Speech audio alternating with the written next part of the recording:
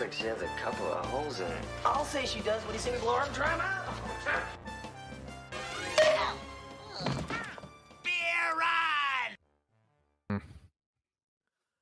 Welcome to The Good, the Bad, and the Sequel. This is the movie podcast where we're talking sequels, and we do it in two parts. The first, an interview with an actor or someone involved that made the film worth watching.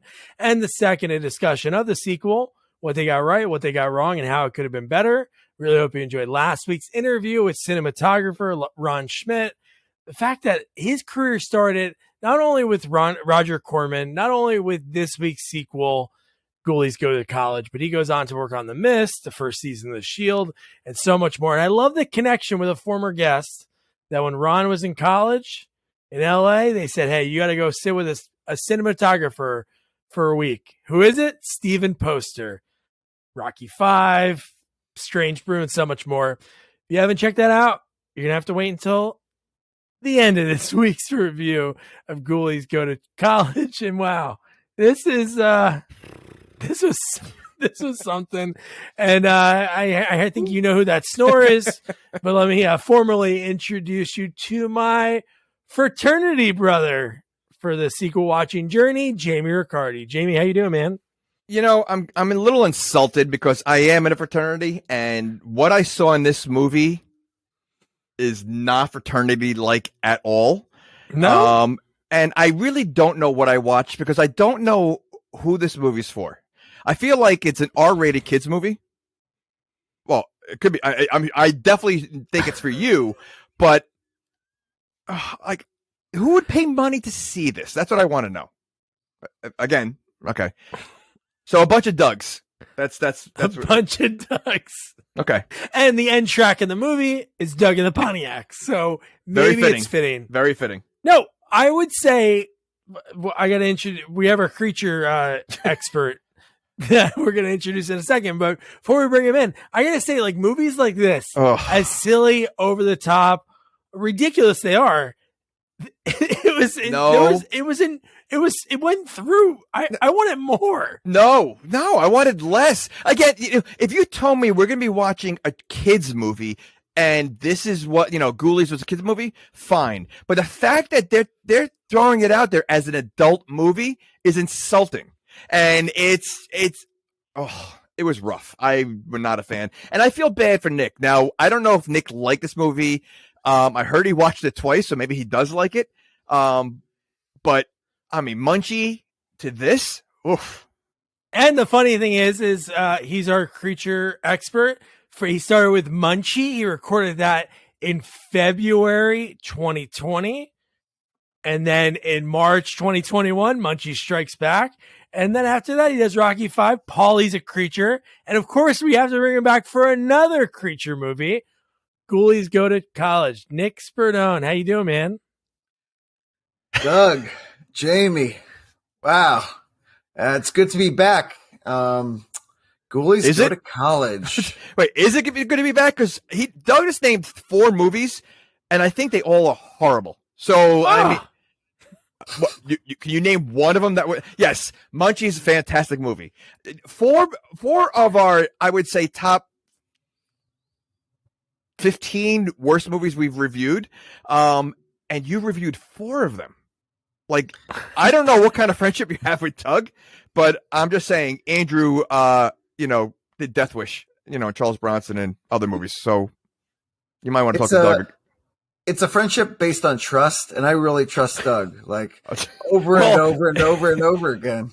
You may want to start rethinking that. And I trust Nick. I know that he'll go into this, and it's fun. We're talking about a movie that the plot makes zero sense. The fact of this. So before I text you a tease of like a big thing that I have that's a part of this movie, we're gonna get to that 1 second. An actor that's in this movie, sort of. But Jamie, when you were in college, did you pull any pranks or did you pull any yanks? Okay, so what is a yank? Like, and the fact that they they pulled yanks, but it's prank week. Shouldn't it be yank week? I don't know, because the fact that they go, hey, what are you gonna? Hey, you want to pull some pranks? You want to pull some yanks? Yeah, and I'm like, yanks. I think like jerk. Okay, so is that like a jerk off? based on these guys, I could see them doing that. Now, here's my question. So, one is it looks like, from when they start the movie, it looks like a very rich college. Like it looks like a very fancy. Yeah. So some of the hijinks that they do, I couldn't imagine like Harvard kids doing. If that's the case.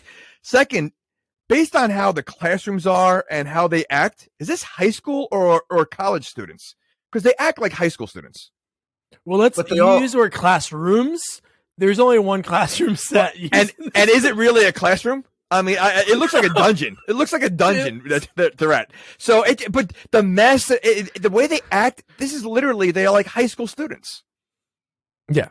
Yeah, Okay. but all the kids look like they're 35 years old, so. Well, that's typical in these kind of movies. Skippy, Mook, Jeremy. Was there a Wes? Wesley? Wes, who looks Wes like, yeah, there's a Wes in there. Yeah, there's a lot of people in here. There's definitely a James Spader lookalike, the main character. I know Skip, yeah. Yeah, exactly. Without a doubt, he's James Spader. Wes, Pauly Shore. Oh, that's what I wrote down. When I saw him, the main guy, it looked like Eric Stoltz and Andrew McCarthy had a baby. Kind of looks like Stoltz. You know what it is? He was obviously playing those roles because James Spader played this role every single time. Even the villain blonde guy there's always a blonde villain rich kid in every single 80s kind of movie. And he even looks very familiar. I don't know where I've seen him from, but he just looks like he's played that role before. He looks like if they did an origin story of Christopher Walken's character from Batman Begins, he looks like he could be the young Christopher Walken. Max Schreck. It's a little short. He's a little short, though. Yeah. Yeah, Oh my but God. the hair is spot on. Before some listener goes, "Oh, it wasn't Batman Begins, Nick. He meant Batman Returns." People. All right, are you guys wearing socks? I'm sorry. Are you guys wearing socks? I'm wearing 2 pairs. This way, if you knock my socks off, my feet will still be warm. Dude, this is it. You ready? What? Oh no! All right.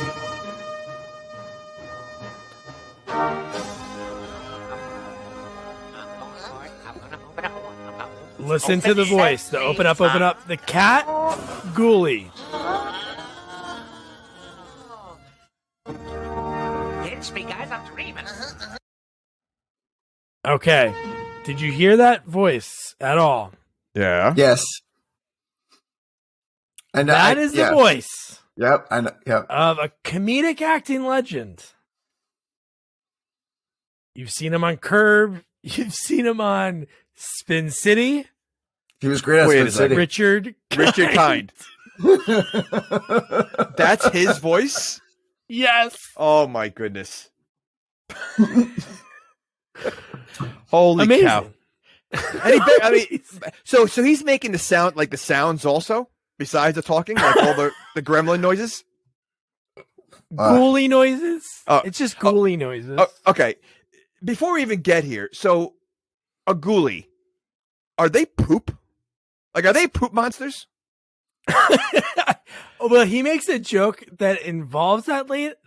I mean, they come out of a toilet bowl, right? And the main one, first of all, they're basically, I look at them as poop, Three Stooges, right? The main one is Mo, without a doubt, and he's always smacking around the other two. That is, wait, what animal would you think that is? What? Which the one? main one, because they all have, the main Mo. Okay. No, he's a poop. He looks like poop. Well, well, they all have nicknames. So he's the fish Ghoulie. The other one, of course, is and the other one, of course, is a rat Ghoulie. And a he cat. Kind of looks like Splinter, and then cat Ghoulie. Wait. He's supposed to be a fish?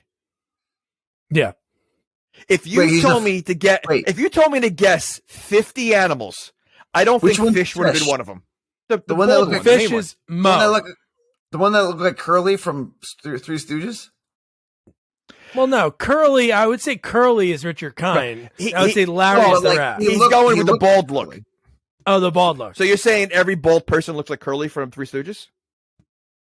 I mean, there's a resemblance. Wow. Okay. Sorry. We just lost all the bald listeners. Sorry, bald people.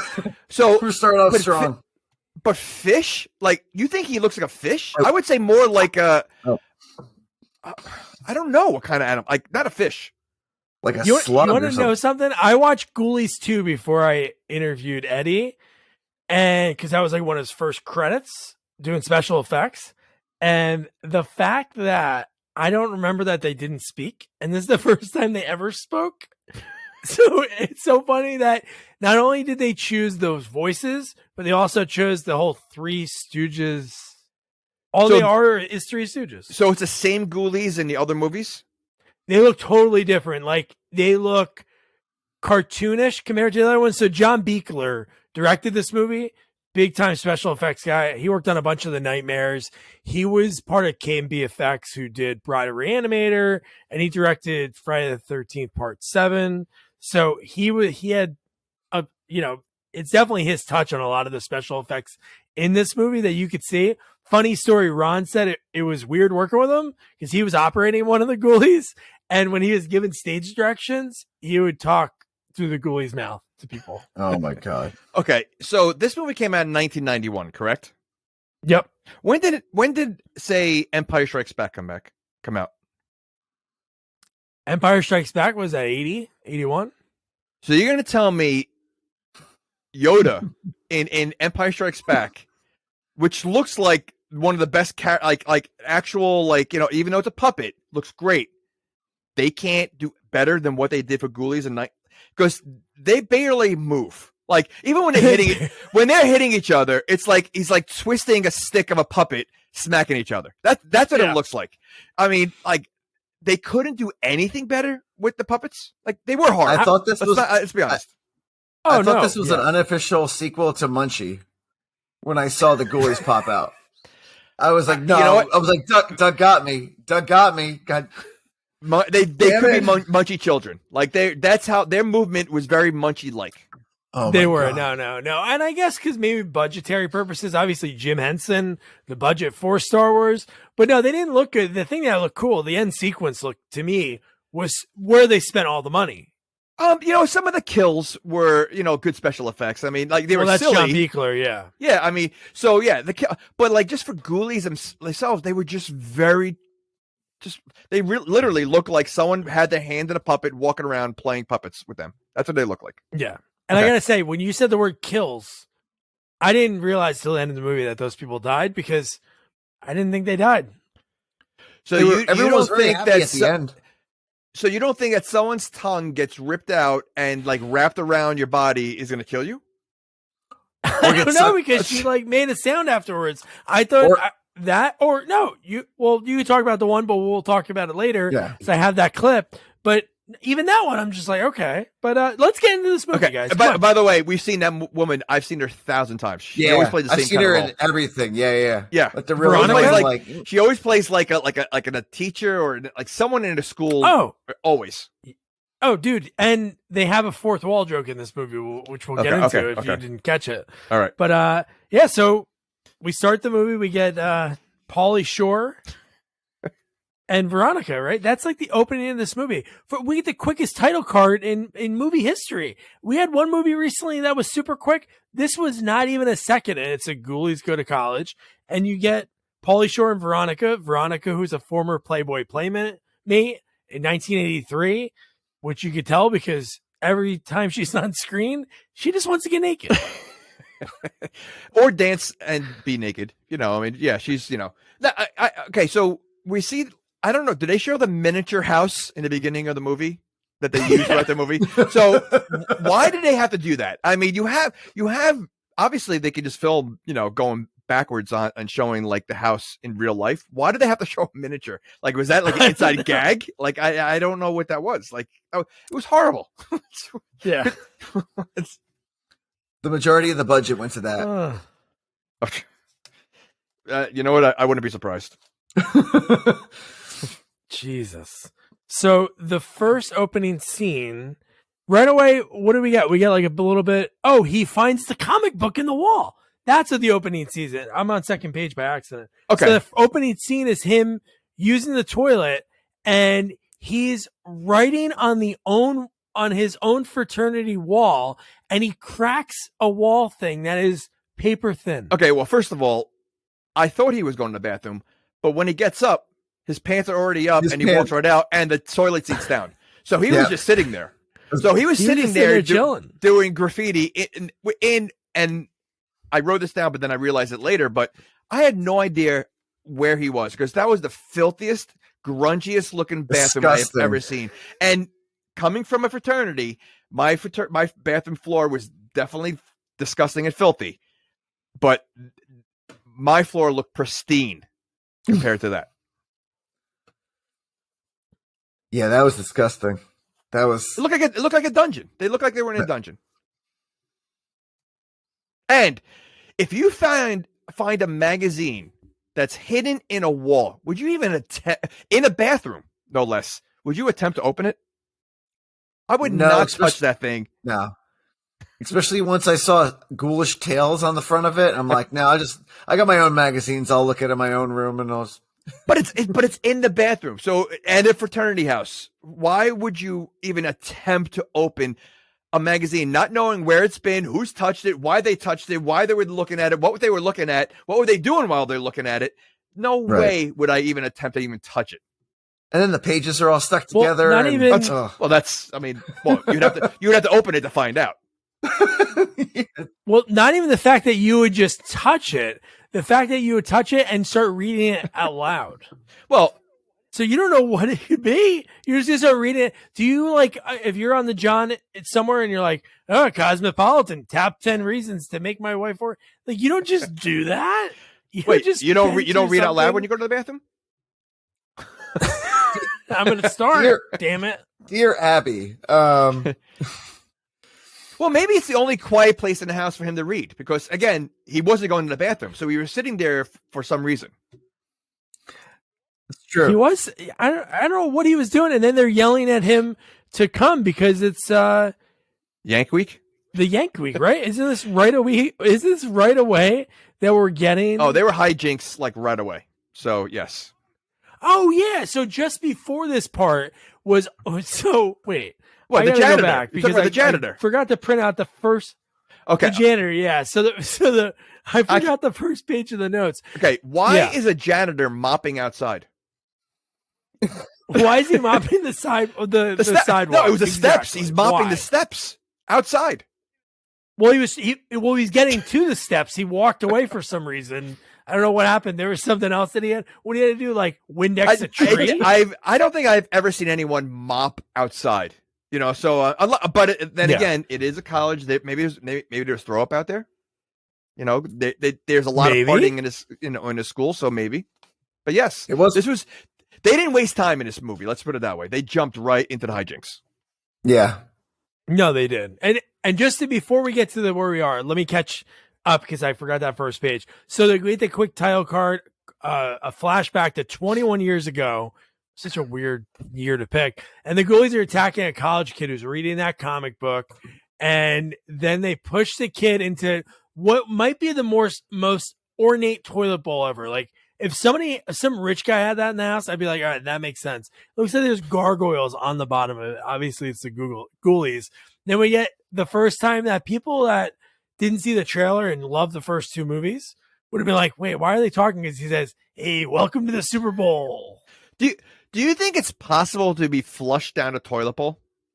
Like, was that toilet? I don't, I didn't look, at the bottom. I don't know if we could see the bottom of it, but was it like a regular toilet bowl with a little hole in the bottom, or was there's like a big like Oscar the Grouch kind of like toilet bowl, like where like there's a hole like little hole. Oh, there's a little hole there.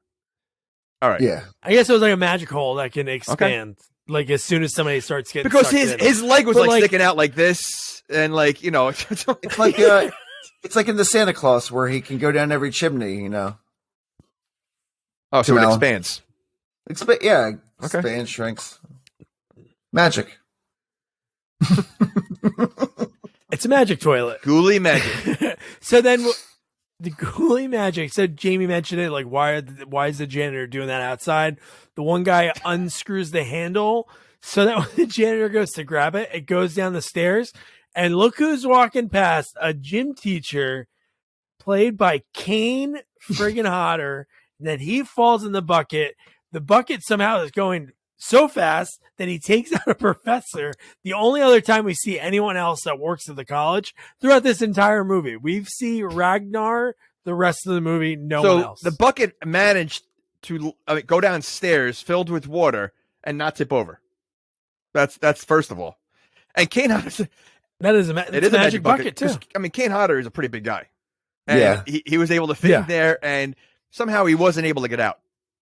For anyone who doesn't know, Kane Hodder played Jason in the Jason movie, in the later Jason movies, right? I'm just Yeah, he played zombie Jason. And, well, he also was in. Wasn't he in Goes to Hell? Yeah, well, I guess he's still zombie then. 7, 8, 9, 10. Yeah. But yeah, he's, And if you don't know who Kane, if you will listen, listener, if you don't know who Kane Hodder is, maybe it's a first, you can keep listening. I'm trying to maybe be it's a first time listener, and they're like, I've never seen any horror movies. I'm just putting it out there. Everybody. Doug Check cannot out be a tough those guy movies. while wearing a college shirt the way he looks right now. Popped him being Jeremy. I'm part of Gamma. Well, You know, that's why So I'm if only representing all those teenage. Delta Nu. What happened? Oh, sorry. Jamie showed up his friend. So then, well, it's so funny. So we'll cut back to like when he was like reading the comic book, and the fact that they start getting conjured up, okay, and then the buddy's like, "Hey man, it's prank week, we gotta go," and then we meet Skip for the first time, James Without a doubt. Spader, Andrew McCarthy, whatever you want to say, and he's breaking down the pranks like he's the coolest guy. Do they have time for this? They changed the pipes on all the water fountains. So when somebody goes to drink water, it shoots them, so it makes them look like they pee their pants. Then he makes an ejector bench that dumps these two girls. Are they into engineers the grass. at the school? Like, because the pranks are pretty high tech. First of all, second of all, they only have one class. It seems like they only have one class and one professor. That's all he cares about is humanities. That's all. That's the only thing that they're studying for, because that's all he cares about when he goes, I was studying last night, Aaron. I was studying for humanities because I want to do good in Ragnar's class. Would have been great if she's like, what about all the other classes, asshole? We have 3 other classes that you Does never anyone talk take about. humanities? Like, I We just lost all 4 humanity four. majors. and the professor's name is Ragnar, right? Why? Why did they choose something that's so hard to say? You know, Ragnar was a famous Viking. Ooh, so maybe that's why. Maybe they did like mythical. He's a because Viking? No, I don't know if he's. Maybe they just chose a name like that because he has a really dark side that you see like pretty quick. Like he changes. Like in his office, does a professor really have an office that big? His office is as big as his classroom. But what professor has a classroom like that? I mean, that classroom literally looked like a dungeon because all the students were sitting like as a normal classroom, and then it goes back another 50 feet. Like, yeah. And again, this is a rich school. I mean, clearly you could see like it's a huge campus. It looks very fancy, and then you have the skeeviest dungeon-like classroom. It made no sense. They don't care. They don't spend money on the Location, faculty, just on the students. They're probably like in a basement, like in a boiler room. You know, like they had to throw chairs in there and like just to save money for location. Yeah. So then we get the rivalry of the movie, it's Gamma versus Beta. What is it? Beta Zeta. I think they Zeta? just named the first 3 Greek letters they possibly could. I think it was like Beta, Zeta, Gamma, or something like that. Like it was ridiculous. Well, Gamma is the preppy guys. The other ones are BZT. What? So whatever Beta It Zeta. wasn't Lambda, Theta. Lambda, That's Lambda? what it is, yeah. No, they couldn't use that. So then we get our first Evil LaRue sighting, who goes on after she does this. She's the news anchor in RoboCop 3, and then she's a regular on CSI Miami for I don't know what that was on for like 7 or 8 years. So, God, this again, they're rich kids. So let's Without just a doubt. say that they're all super rich. They trashed the class. The amount of pranks they're doing in Ragnar's class, it wild. looks like a high school classroom that has a substitute teacher. That's basically how the classroom looks. It looks like this paper airplane should be flying around, you know, like kids sitting on top of the desks. Now you're talking about, this is a professor who's also the dean of students.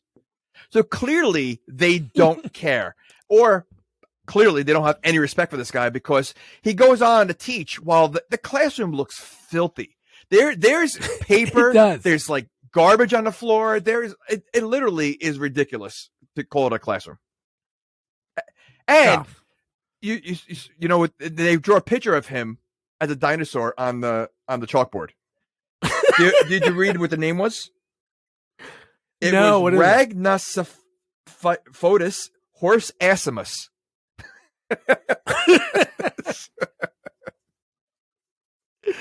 God, that's so good. And then another guy. So he takes the comic book from Pauly Shore and he starts reading it out loud. And at that same time, the Ghoulies are getting summoned, back at the house. And then he stops. He calls it rubbish, and then the Ghoulies have to go away. They get teased multiple times in the movie. They do. No, multiple times. Not only, yes, they do get multiple times. And then he gets way too scared about an inflatable alligator. But which, honestly, that was a good prank. Like, that's a funny prank. Oh, that one's funny. I say, but that one is like the most realistic out of any of the pranks they do, because you can hide that. I mean, I don't know how you rig it, because I think it was one of those things you throw in the water, right? Wasn't it those alligator like floats? Yeah. So I don't know how you would rig that to blow up like that. How would you do that? I don't know how you would do it. I guess it could be on a timer, or you pull. I don't know. It takes me 30 minutes just to blow it up. It's not like that thing. So Yeah, it's not like, unless there's some way they made it. Yeah, because nobody would use an alligator as like a life preserver, like that you'd pull. Yeah. And all right. I don't know. So now it does make sense. Forget it. Unless it was the kid that works in the chem lab. Yeah, then maybe he's in. Which we'll get maybe into. Maybe the kid that has the computer, the kid that wears the hat. I don't want to. Okay. Yeah. So maybe, because he seems kind of smart, so maybe he's the one that's engineering all of the pranks. Because they are very high tech. Yeah, well, you can mention who it is. Does he talk in this movie? No, he definitely talks. Talks a bunch of times. When? Well, just in the first half. In the first half. I didn't notice him. Maybe he spoke, and I just didn't notice who he was until that scene when he's walking down the hall that I sent you the photo, because he even turns like he shouldn't have been on camera. I think he so says weird. a couple lines at the beginning, and then that's it. So it was in the beginning. But the other kid, his best friend, all right, you know where he's from? So you said you don't know where he's from, right? The one that he has a little scuffle with later on. Mook. He's from summer school. Oh, he's the friends, right? No, that's he's in summer school. Matthew Lillard. Oh, no, he's just another kid in the classroom. I think he is the stripper. I saw him in the background, he's not. and then I'm Are you like, sure? let me just he's in summer school. He's one of the main kids in true. summer school. I'm telling you. I was like, okay, I saw his goofy we'll have to face look it in the up. background. We'll double and I check was like, that. There's Shaggy. Nick, did you notice the other person that's in this movie? Big time actor, first role. Yeah. Yeah. Yeah, nice. Did you notice that from watching? Oh, the fact it was. Oh my god.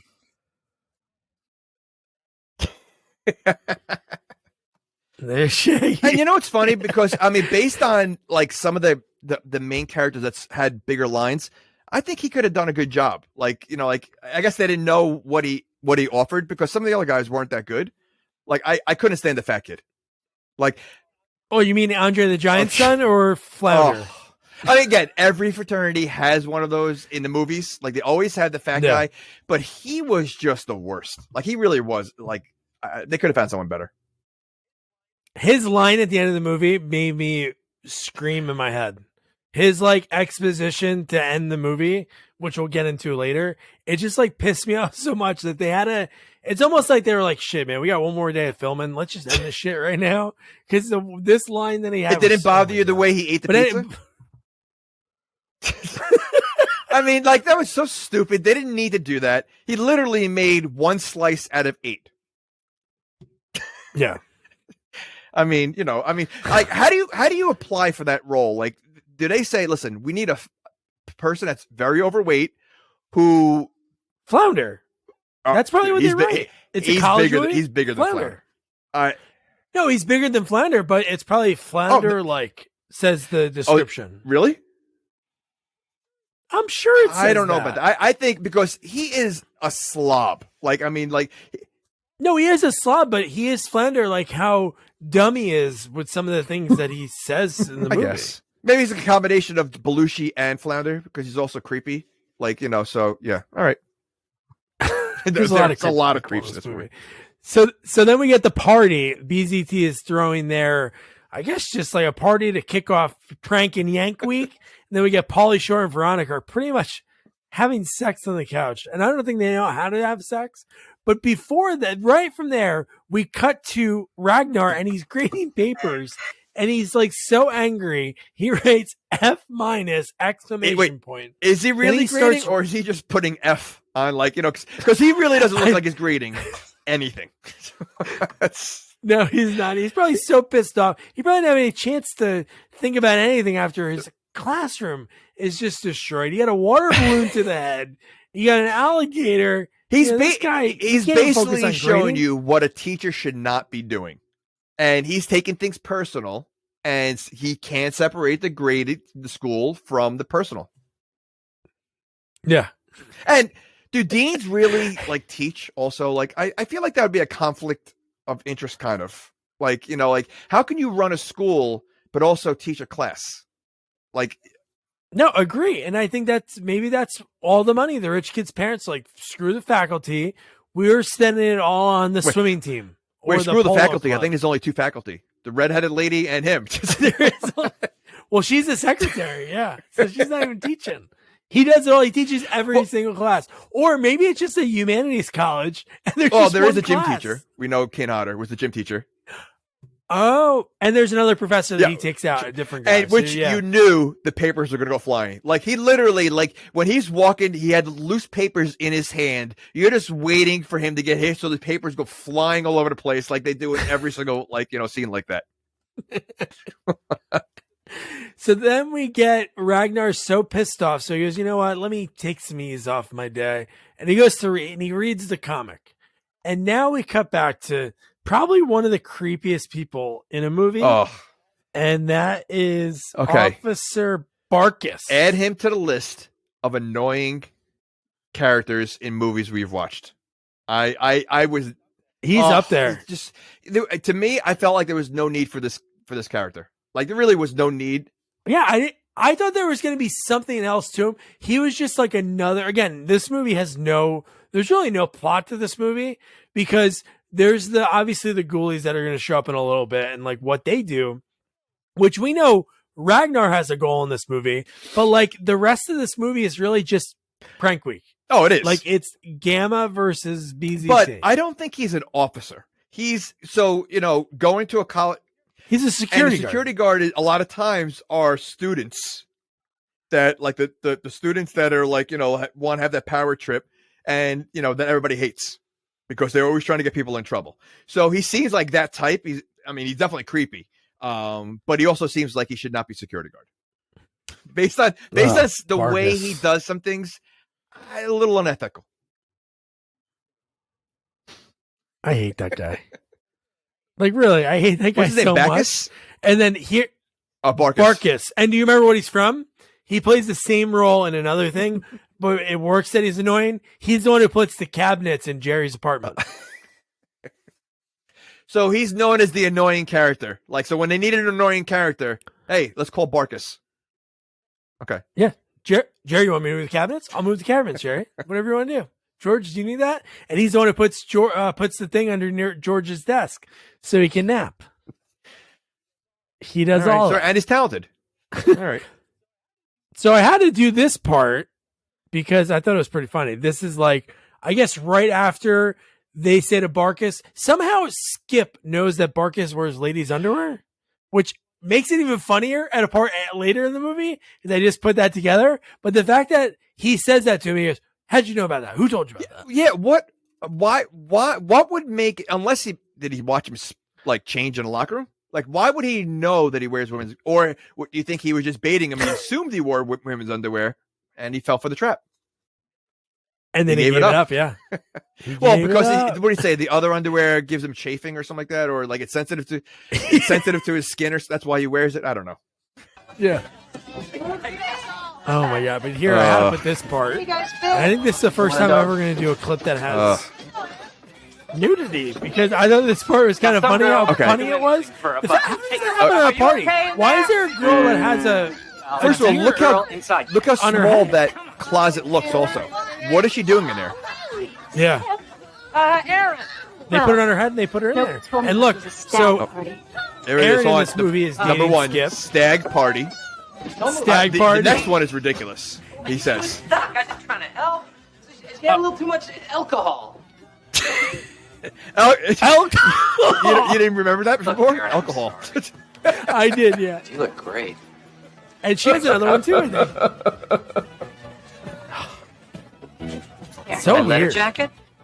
Look, I'm sorry. I just can't see a What is future he with a like? guy She whose should- sole she goal should- in life should is have to left him a become long time ago. crowned Prince of Pranks. She's definitely Oh. way too good for So him. you serious about this? Way too good, but look at the other options. There's no normal guys in this school. Oh wait, beep Hold on. beep beep. Here's Vespa, Billy Zabka showing up. It is Billy Zabka. Jesus. That is Billy Zabka.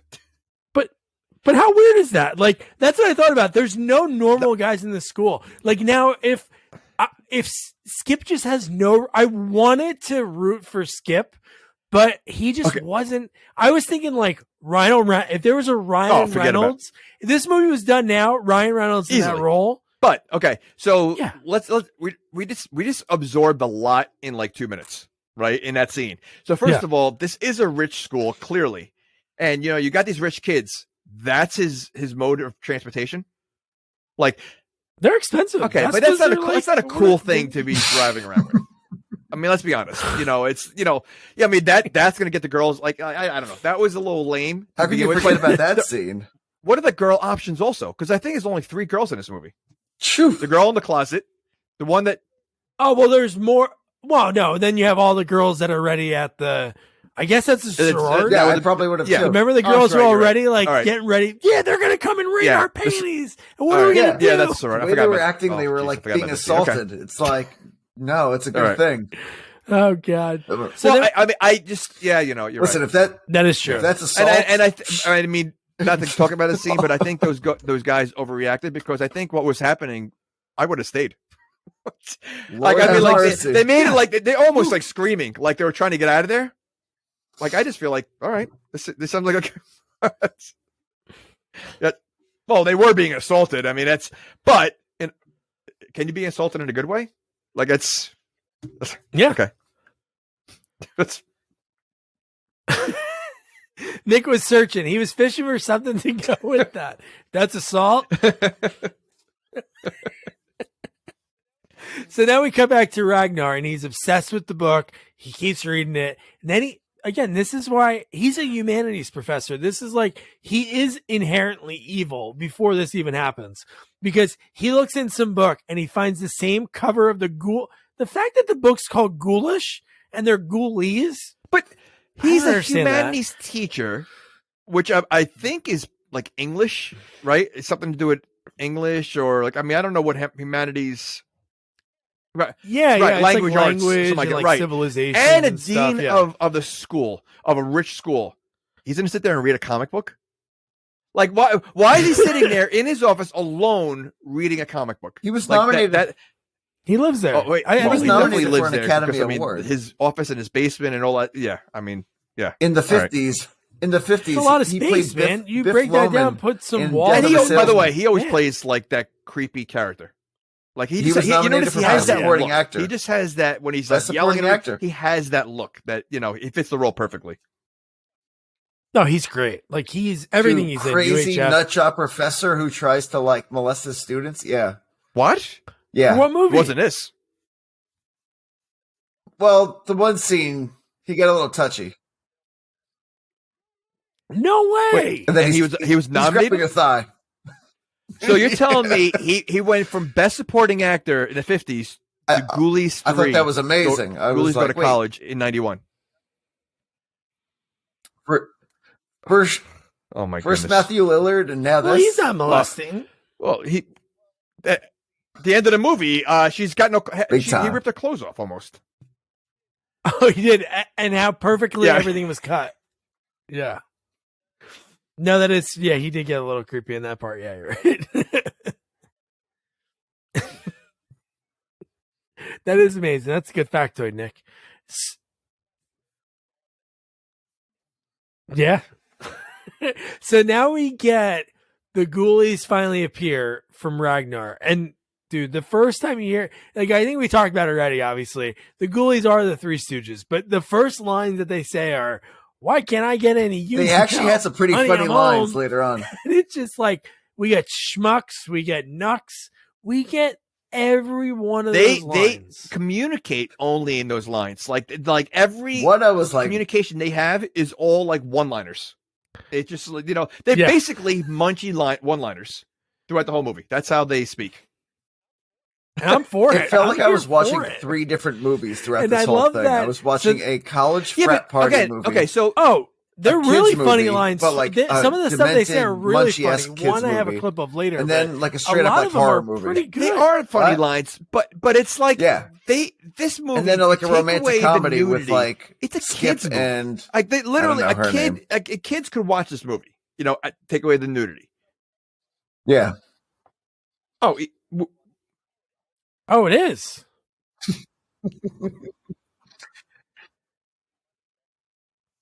It was like a Muppet movie.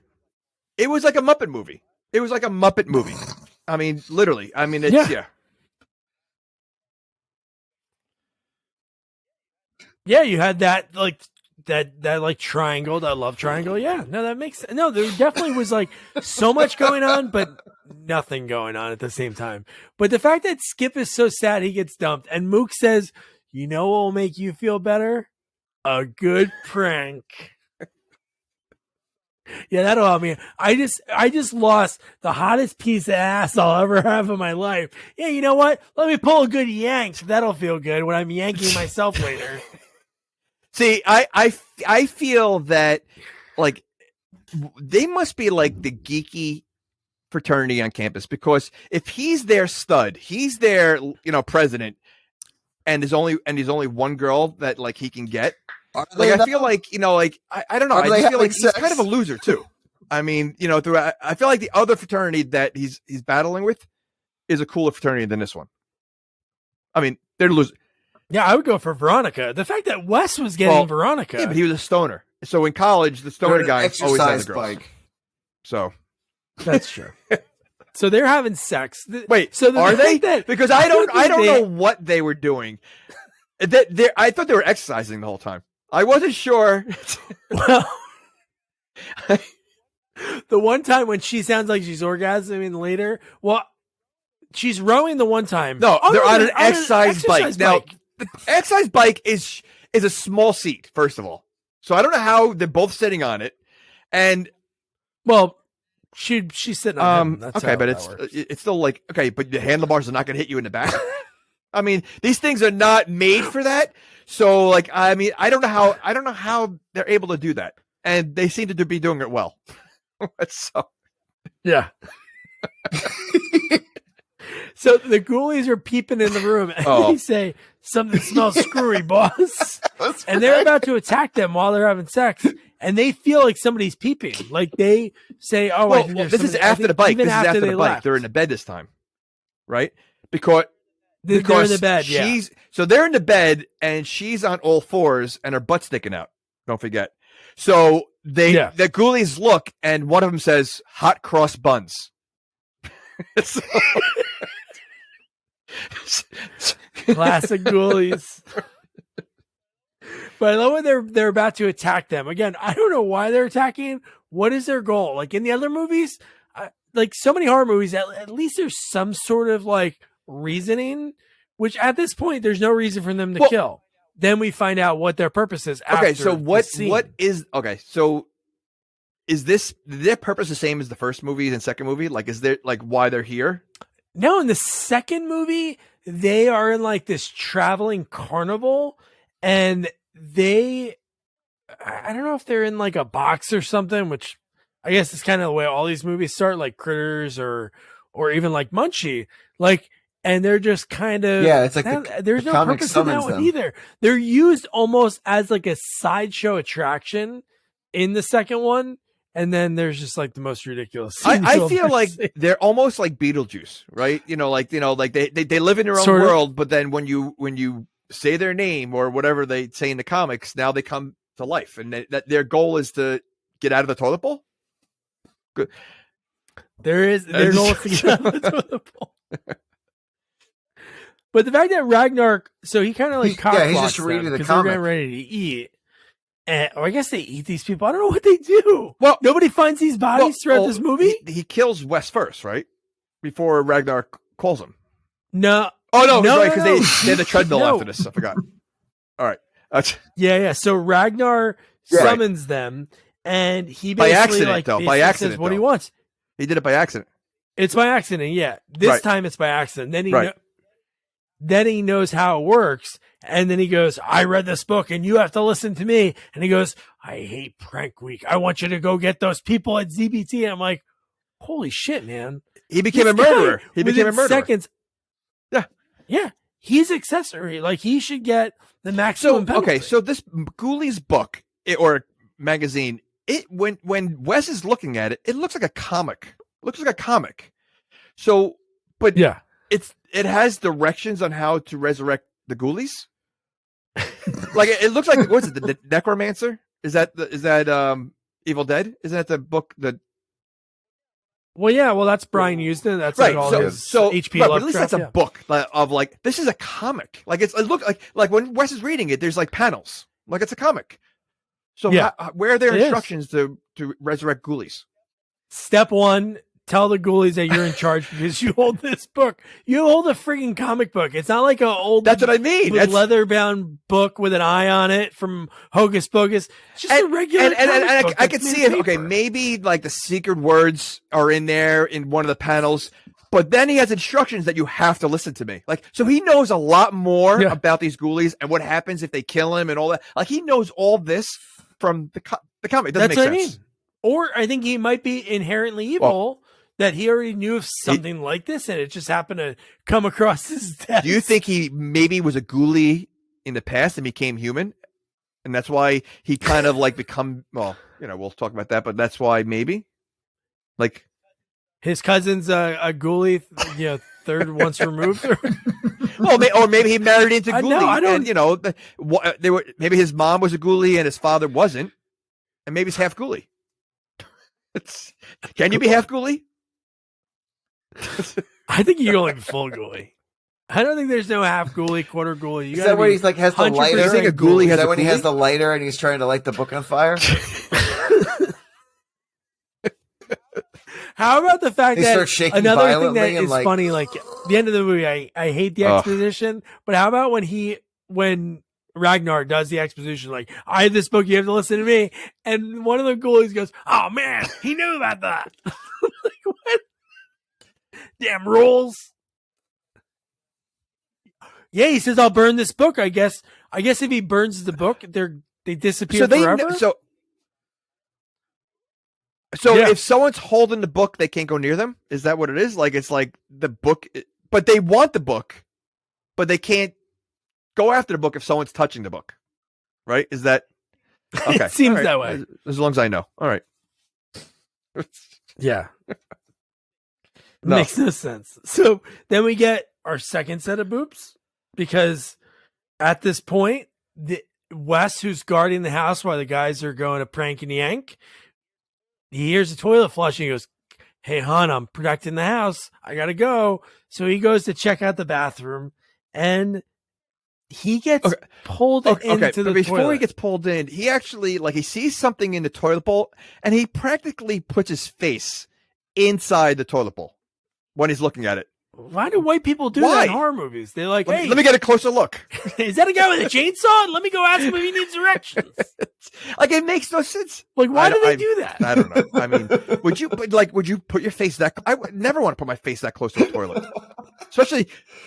No, in I the was gonna house, say, in a house like that. I would open the door and I'd be like, "Hey, anybody in there?" Nobody Oh, answers. I enjoyed I that walk line. out and I go back to Veronica, which I enjoyed that one. Playmate of the Oh, year. well, Get let me back tell you there. something. A bathroom like Oh, that, God, you what did he walk in say? there, you're getting some kind of disease. No, he goes. Like you don't have to That's- sit on the toilet that's bowl one to in get the anything. ballpark or You're something getting like something that, or just by he's- walking in there. he hits him in so the- putting your face close to that, you're done. Yeah, it's like da-da-da-da-da-da. And he gets a toilet brush to the balls from the rat ghoulie. It's Munchie. It That's is a good totally one before he Munchie. actually gets pulled in. What was that? The toilet brush to the balls? Whimsical, like, little, like, Oh, and you know what? I think you yeah. I think you heard like baseball music or something. Like when first of all, okay, we do have to talk about the music in this movie. Oh, it's my Munchie. goodness. It's Chuck Serino for Munchie. Holy cow. But it was almost too much. Like every scene there was like yeah, everything. Casio Everything, keyboard. everything. Yeah. So, all right. Yeah. And then when Wesley gets flushed down the toilet, now I know his real name, Fish Ghoulie says, "Let's blow this poop stand." I still can't get over Fish Ghoulie. I mean, like, no, they couldn't make him look like a fish. Like, what? He looks like a smaller version of like the fish? monsters from Super You know any Mario fish that look like Brothers. Oh God, what are they called? No, if there's anybody that are fish Koopas. experts, I just noticed Koopas? after I read that I don't and know. watching the Something clip, like I'm that. like, I could see it with the way The the one mouth where- is and the teeth are No, triangles. He looks more like Jack Frost's kids. Like he looked like if he was a looks snowball, like- he would look like a snowball. Yeah. Did a great job. Great job. Oh, yeah. The Koopas. Top notch. Coop? No, Koopas had the shell. Are they Koopas? No, but in the movie, they look different. You don't remember Super Mario Brothers, the movie? They look nothing like that. I'm just thankful that doesn't have a sequel. Oh, my gosh. David L. Snyder, a friend of the podcast, worked on that movie. Well, Jesus. you know what? His scenes were fantastic. Yeah. Art director, production designer. Great. So then I didn't want to play another clip, but I have to play this one really quick. But the fact that they're walking around the house, and one thing I did notice, it only showed it for a second, but the frat did have something cool in it. They had the Jaws I saw that. cushions Yeah. from, Yeah. oh my God, dude, that looks so Wait, cool. There was are like they 6 dressed of them. yet, by the way? Wait, which scene is this? So that's the scene that I had that I was going to play. No, Just talking about play the it. scene. The Play fact the that scene they- first, and then we'll talk about it because I have to ask something about this. So go ahead. Okay, let me pop back in, but set it up. So they're walking around. They're really checking out the lay of the land while they're in here. This scene I have too many issues with. I mean, especially the beer scene, and I'll explain why when that happens. Well, they're right now they're naked. They're naked ghoulies, right? They're naked, running around. They just killed a guy. So why? I was going to say they're clothes? monsters. They're ghoulies. Why do they care about clothes? Right? I mean, and all right, I'm going to say it. I can't wait. So we're going to watch the scene anyway. But why are their clothes that small in that? Oh, okay. Go here ahead. it is. Exactly. Yeah. So they open this closet, and the clothes, it'll play in like a second. I just uploaded it because I deleted it by accident. But the fact that a whole mess of clothes, like I can understand packing a closet full of clothes like that, but the fact that they fall and they fall on them, but there's clothes. They're look at it. Okay. Well, first of all, how tall are they? Like, are they like Chucky? Oh, dude, they're like 2 feet. So where did they? I mean, like literally, it's not like it's like doll clothes. They're like dress clothes. There's, why are there clothes there in that closet? Unless, dude, I don't know what it was. Maybe they have or dolls there, maybe they have. rat. I don't know what the proper term is, but maybe they have a little person. Maybe. Oh, that would infinity? make sense. Yeah. I mean, I didn't see any there. But they have Fish Ghoulie. Ghoulie is like cosplaying Woody from Toy Story.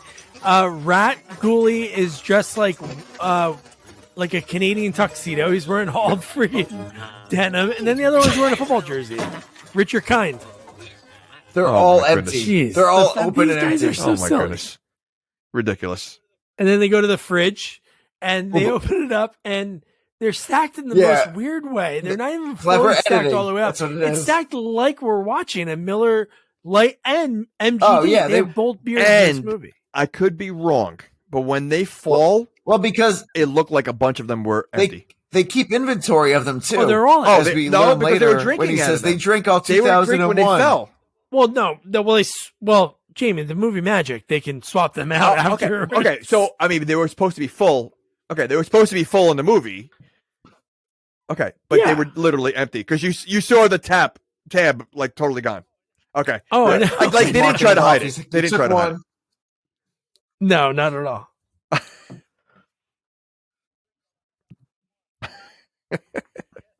Yeah, they can't. Well, how would they keep track? Yeah. Is that the hidden fridge that isn't for all the people that were partying at that house? And that's like a secret one? Like, how would they remember? Is the fat guy looking and it's like 2000,999? Well, and he's like also, counting back all night? Wouldn't it be better to stack it not in a triangle, like not in a pyramid? Like, so Of why would you course, stack yeah. it that way? See, these guys are not real fraternity. Like, see, now I'm in my fraternity. I'm stacking That it was to actually get pretty the most funny. as I That can. was actually pretty funny. They're not using their brains there. I had a good chuckle. Well, they have no brains and they're only taking Their class. pranks are pretty high tech. So you're telling me they can do these high tech pranks, but they can't figure out how to stack beer? Oh, speaking of pranks, so you're talking about when Skippy uses the slingshot? No, those to were make the the one other guy. fraternity. the other Why would guy? they pee? Why were they peeing outside? But why would they? Okay, but why were they peeing outside? Outside? Well, I don't mind peeing outside, but right in front of right in front of the house on the street with the lights shining on them? I was confused in this whole scene. So was everybody there in the same fraternity? Like, who are the two guys peeing? When you gotta go, you gotta Fraternity. go. Okay. They were on guard. Right. Gamma. So that was Gamma. and so you had the guys peeing facing the security guards walking back and forth. Like, I mean, we're guys. When I don't know if I've ever really just like, when I got to go, I'm just going to pee where I am, as people are watching. Usually you go to a tree. You kind of like go to behind a bush. These guys are, no, let's just pee right there. Oh, They don't care. All right. I'll make sure I'm not around you when you're peeing. Yeah. Nick's peeing right now. Look like it. So yeah, the fact that he makes him pee on the other one, and then the ghoulies are drunk. They drank all the beer, and God, That Louisville Slugger's coming right so for back you. to the security guards, because then we come right back to them. These Crank guys are walking yankers. around with baseball bats and hitting them in their hands, and I'm like, are they really gonna like hit And they have somebody puppets over in it, trying like to this like movie. TP their house? Or Yeah, they seem to Like, take they look like they they were gonna take kill Yank someone. a little too serious. You can prank my house, son of a bitch, but if you yank, ooh, I'm gonna hit you with Well, this you know bat. what? Wasn't that a show, Prank Yankers? Oh, Crank Yankers. Crank Yeah, but Yankers. Yank. So Oh, Yank is a prank. A crank. Wait. Crank is a prank. A crank is a prank. A yank is a prank. but is a and prank a is yank? prank. Like can you if you're yanking, you're pranking, but if you're pranking, are you yanking? And at the same time, can you be Well, pranking? cranking's on a phone, I think. I don't think crank you're doing a crank in like away from a phone. No, that's not true. Because you say the phrase, I'm going to make a Right. crank call, which is All a right. prank call. If I just say I'm going to make a crank, somebody would be like, a crank what? No one's gonna What are you say gonna that. crank? They're gonna say, "Oh, you're making a crank. Who are you calling?" No, they're not going to do that. I don't think I've ever heard I feel anyone like I'm say, in a weird "Yeah, let's Dr. go out and do Seuss, a crank on book someone." over here. Well, you probably, until you saw this movie, didn't think somebody could say, I'm going to do a but yank. now we know yanks are cranks. Cranks are for the phone. Yanks are so a yank is the same as a crank on so you could be a crank, you could do a crank and a yank and a crank and a prank, a yank and a prank, but can you prank and a yank? Wait, it's so funny that tomorrow is, tomorrow we're recording this on March 1st, which is Happy Mardi Gras, but tomorrow is Dr. Seuss Day. And Jamie just did one that Dr. Seuss never put onto the market. But no, what is the level of it? If you did like the little greater than sign, what's like the almighty? That's on what top my of the point food is. chain? I think prank is the number one. Is And I think number one? yank Really? is like a baby prank. Like I think prank, if you're gonna do a prank, you're you're blowing up the toilet bowls, with the M80s, where they used to do, right? Like that's a prank. That's a prank. A okay. yank is like If you yank in public, I think dropping you a can get thrown water in jail. balloon. Slingshot Yeah, right. to make you Slingshot, right. makes- And then a okay. crank is just like, all right, we got nothing else. Is your refrigerator running? And then you hang. So I think that's the order. I think you get put on a list somewhere. I think a prank can get you thrown into jail. A yank, maybe just like suspended from school. And a crank, they say, go home, you son of a I think bitch. if you Get yank outta in here. public, that's a whole different, a whole different scenario. I think yanking in public is probably the top tier for that one. But Paul Rubens. Okay, so so then they're gonna go for Jeremy's scooter, but they're really not gonna do much to it. His thing is so elaborate and so dumb. The fact that he's like, so when he comes over here, I'm gonna connect to this wire, so all of this garbage shoots at him. I'm like, you have these guys walking around with bats. You have enough time to rig this up. He had nothing on him when he was sitting there with the slingshot. nothing. No bags. Well, nothing. that's I wonder where if, does he get any of these prank things? Because even like the ejector bench, that's pretty high tech. Where are you getting that from? Like he seems to have material whenever he wants. He's almost like the mechanic. He's He is Jason like the Statham. mechanic, When yeah. he can do anything wherever. Maybe he's like a MacGyver, and he was in a garage and maybe he just made some things from the garage, that he was in, and was able to figure it out.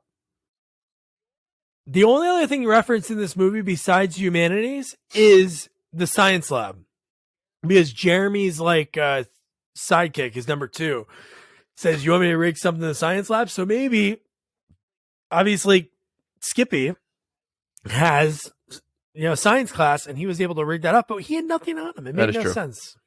And I do think that guy, the Zabka's sidekick, kind of liked him a lot.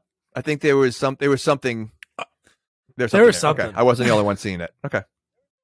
There was a little bit of Alan and Phil love. I think so. A little reference to last review.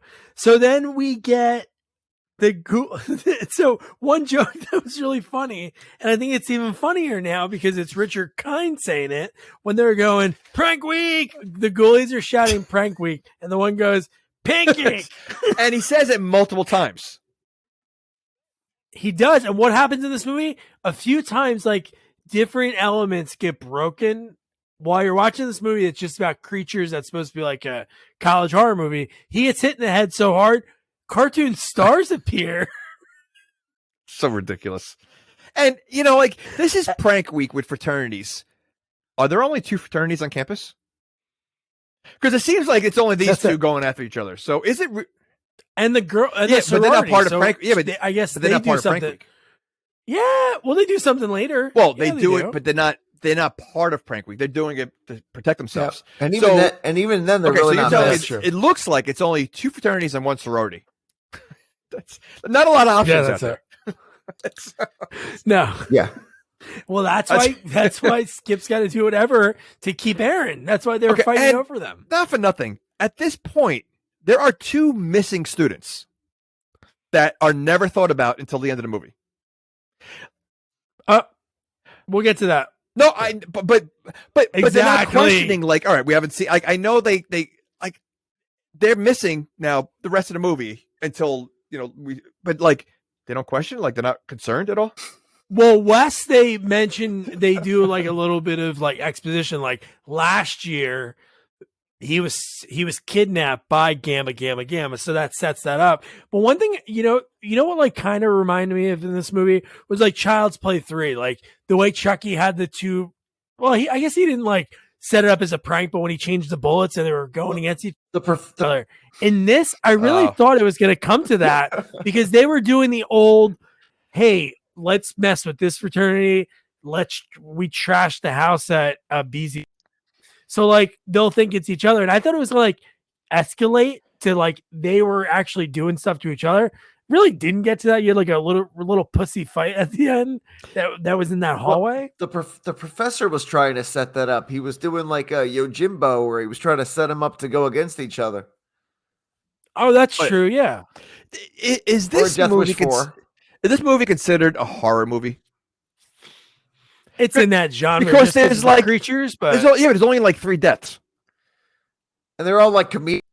Well, Stuff to the toilet and tongue. right, and you don't even except for the two. There's two in the toilet. There's like what, two in the toilet, and then two outside of the toilet. Like you really like don't see too much death. Like it's not, and it's not No. like literally. It's what It wouldn't have been out of place in The Mask. If you saw that in The Mask with Jim Carrey, it would have fit right in. 100%. The way they died, absolutely. That's a Jim Carrey. That's what I mean. Like it's a rated R movie, but like even the deaths are like Just a lot of boobs. kids would laugh at. The kids would laugh at the death, And no blood. and no blood at all. No.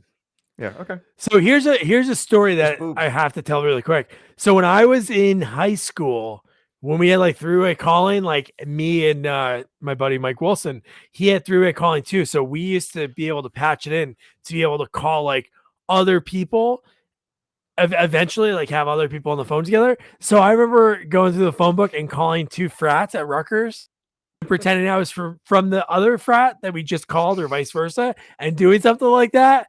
And then I called them both at the same time, and the same two guys answered, and they started going at each other. It was, Now, was that a yank or a prank, or a crank? that was a crank yank prank. Okay. That was a trifecta. Oh man! So then they The get Holy back Trinity. and the Holy Trinity. So Nick mentioned before the 2001 Brews. They get back to the house. They're like, dude, they not only trashed our place, and the one actor that I mentioned to Jamie that I was going to mention what he was in, but Jason Scott Lee, who plays Kyle, who when he's talking to the girls in the first party scene, he's like, that's my whatever. He talks about the stereo system. He calls it some weird thing, and the girl's like, okay. And that's all he's in love with. Yeah. He What does she call 2 him? years a after pud? this movie. She Yeah, calls something it, like weird. both girls call him a pud. I don't know if that's some racist thing from 1990 or something, but I don't know. But a few years after this, Jamie, he played Bruce Lee in The Dragon, the documentary, the docu movie. He played Bruce Lee, and then he was in a bunch of stuff too. And then he was in Balls of Fury. He plays one of the guys in Balls of Fury. You know what? Now I see it. Bruce Lee. Oh yeah. Oh wow. Oh, dude, crazy! Wow. 3 It is crazy. years after this movie. Well, you know what's funny? They always have someone like him in these movies too, in the frat movies. Like it's almost like they try to hit every stereotype, every I know. the fat guy, they have this guy, they have the it just like it's the trope in every fraternity kind of movie. Exactly. So then we get Skip. He goes to Veronica to find out where Wes is because Wes isn't around. And then she's trying to have sex with him in seconds. She's like, I didn't even get to orgasm. And then she even says a line, I always wondered about a guy with comic books under his bed. Then why are they dating? But so where does she think Wes is? Because she was there when he went missing. Yeah, they were exercising. I mean, for like, right. hours. So where does she think he like? And he only went to the bathroom. It wasn't like and he went there basically like in his boxers. So like she never was concerned, never like checked on him, never like no, just quickly moved on to the next guy. No, she just said Wes, and then he didn't answer, and then left. Oh, And then he she must have got on left. the rowing machine. she really She had didn't a try. rowing machine. She Oh, man. didn't care. Did not And care. then Aaron walks in, and Veronica she breaks her bra on purpose, or it's a front class bra. No, of course she and did she it on goes, purpose. Oh. Well, no, I know. It could have just been the perfect timing. The fact that Aaron walks in seconds later. She had her hands right there, and she literally pulled it apart. What are you talking about? She made it so obvious that she broke it right in front of him. Well, maybe I have faith that she's a good person, okay? And he goes to grab him. Why would you grab him? Like, even if you didn't want to see him, if you're in the girl that you like's room that she is in, she might have come in. Why would you even get close to him? I would just. Well, I think his eyes are closed, and so if your eyes are closed, it doesn't count. Listen, he just hand. That's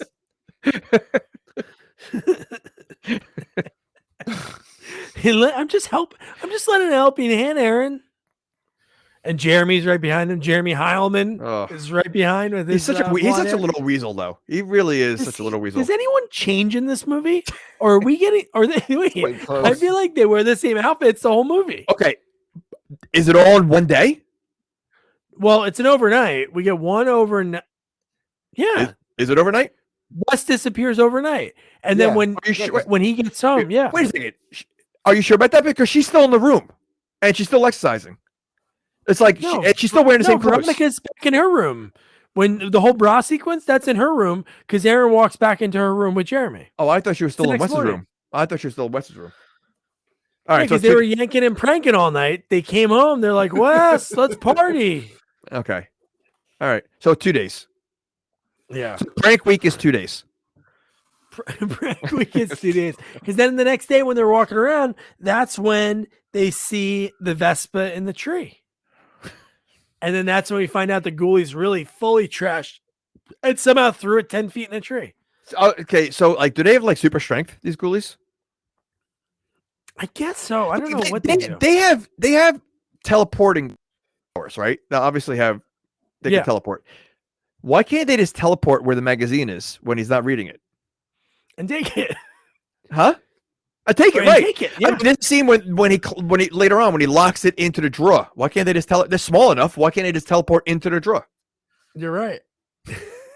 Why like they're using their powers wisely. They're not. Although not at all. It seems like they're having a fun time, so maybe they don't want to go back. It's prank week. They are having a really good time. Then we get. They're having a great time. They're having their own pranks and yanks and cranks, you know? So then we get the cop, Barkus. Ugh. He goes, I can't believe you did that. And he goes, we didn't do it. You got to believe us. He's like, hey, I'm always for one for a little teepee in the tree, you know, a little bombing with the butt wipe bouquet. See, I think with Barkus, he has so many one-liners. I feel it was too forced. Like everything he said was like a cliche, was another just throw at your face one-liner. And it's just ridiculous. And like a lot of them were obvious. Like when he hits his head, and he goes, like, I'm gonna keep my eye on you. This one. Like, you know, it's just like it's just so stupid. Like he was really just an annoying character. Yeah. And he feels like that obviously Skip and ZBT did that. Fact that he was like, okay, well, you guys can just go. That's like a serious crime. They trashed the guy's thing, threw it into a tree, and then nothing. Yeah, I don't get it. And then I think you're right. Like talking about the Ghoulies, the next scene, what are they doing when Ragnar summons them? They're shouting prank war, and they have a sheep, the same sheep that we see in the opening sequence. That when we see Ron Schmidt's name for his cinematography, that's the first time you see his name is with that sheep hung on the flagpole. So maybe the Ghoulies somehow did that, or they were getting it down. Maybe. And okay, so when they're doing this kind of stuff, nobody sees these three Ghoulies at all. Like I mean, like they're literally like they're at the other frat in the garage. They're stealing a goat. They're putting a Vespa in the tree. Like nobody sees three little creatures doing this. The golf cart around campus, like driving like Madman. Oh. Well, we'll get to the golf cart. We can talk about the golf cart for 1 second, and then I got to play one of our last clips. But the fact that when they do the close up on the golf cart, I know what you're gonna say. We see them move a little bit, and then when they're far away, they're not moving, but you see a person driving. They didn't try to hide it either. God, Barkus is such a freaking creep, dude. The fact that he has to go to Aaron in the sorority, and he says probably the cringiest lines ever. In a word, your panties. And he wears panties, so it makes sense that he wants her panties in a way too. Not your panties singular, your panties plural. I'm here to warn you about the inevitable panty race. He looks like Sean Astin. Right. Look, if you want to he does. I just noticed it. Close the doors. Chances are those guys are going to come in anyway. Those guys are gonna get there. You can lock your house. Give me your panties. Give me your panties, and I could take them home and keep them real safe. Oh, and, she should tell someone. Or Tuesday. Or, I'd have them back by Friday. This way. Oh, is that your little cartoon? It is. I gotta go. And he calls his golf cart Bonnie. He's such a weirdo. But the fact that he goes, I'll bring it back Monday. All right, Tuesday. All right, I'm back by Friday.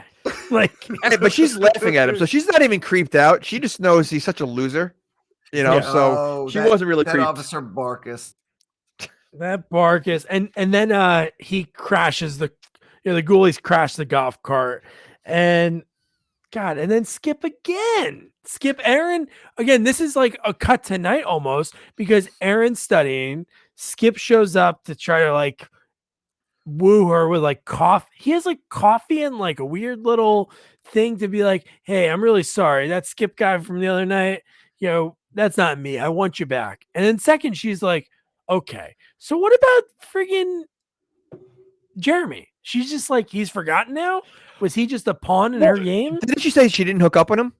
She said She said she didn't do anything. Well, no, I know that, but okay. So listen. She was probably just using Jeremy to make him jealous, and that's it. Yeah. Clearly there really aren't many options. So, you gotta kind of be a little being give Mook mad. a chance. Mook's probably a good guy.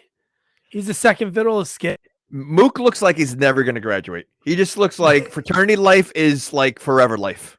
Like he's going to be the guy that's going to keep coming back, and partying with the younger guys. Yeah. So then we get Ragnar's secretary, which is Miss Boggs, played by Marsha Wallace. She's and a million bajillion things. So many things. Great character actress. And always the same character. Always. And this is what I forgot. This was in Ragnar. Right? This is when he says, hey, you need to get me the pranking crown. That happened like if you've seen the last time they met. So when they showed up into the office, when Mrs. Boggs is like right there, they dropped the pranking crown into his lap, right? And it says, is that a pranking crown in your pants, or are you just happy to see me? Why would that mean he's happy to see her? It's stupid. Because if like, yeah, that line, see, a lot of these lines were like silly, funny, but like that one made absolutely no sense. Oh, so no. There's a lot of them that they took a traditional funny line, right? They just like swapped in words and try to do Mad Libs. But this is like the thing that makes no sense about Ragnar. He wants the pranking crown, and then when he summons them to bring the pranking crown, he goes, "Okay, since you have to do whatever I say, kill me. I want you all to kill me." And they're like, yeah, hey, what's going on with this guy? This guy's crazy. And then he goes, you can't kill me. And he brings the lighter up to pretend to burn the mag. I'm like, wait, what's this? This guy's crazy. Well, he's definitely crazy. But like, what was it? Like, why was he? What was that whole scene about? Like, what was his point for that scene? Like, I was really confused about this whole part. Yeah. No, it made no sense because he even said, don't kill me or I'll rip the magazine. And then this is where I mentioned it happened before, but it was right now when the Ghoulie makes fun of the plot of the movie. He goes, oh man, I can't believe you knew that. And one of them goes, dingleberries, because it is that silly of the whole friggin' thing and the fact that how late is it at night? We're at another night. So it's like the second night late. Why is Miss Boggs still there? And the fact that she walks in and says, Professor, are you okay? Well, maybe they both live there because we know he lives there. So she probably lives in next door. So it just I don't know. I don't think there's any cursing in this movie. There's dingleberries. So like easily you could have said something else. So like why would you make this an R-rated movie? I think it could have probably done better if you promoted it as a family movie. Because it could have been no boobs, Jamie. No, okay. Munchies didn't have boobs. That's a family movie. Barely. Well, I think because this movie was made in 91, it was still part of the 80s contract that there had to be boobs in there.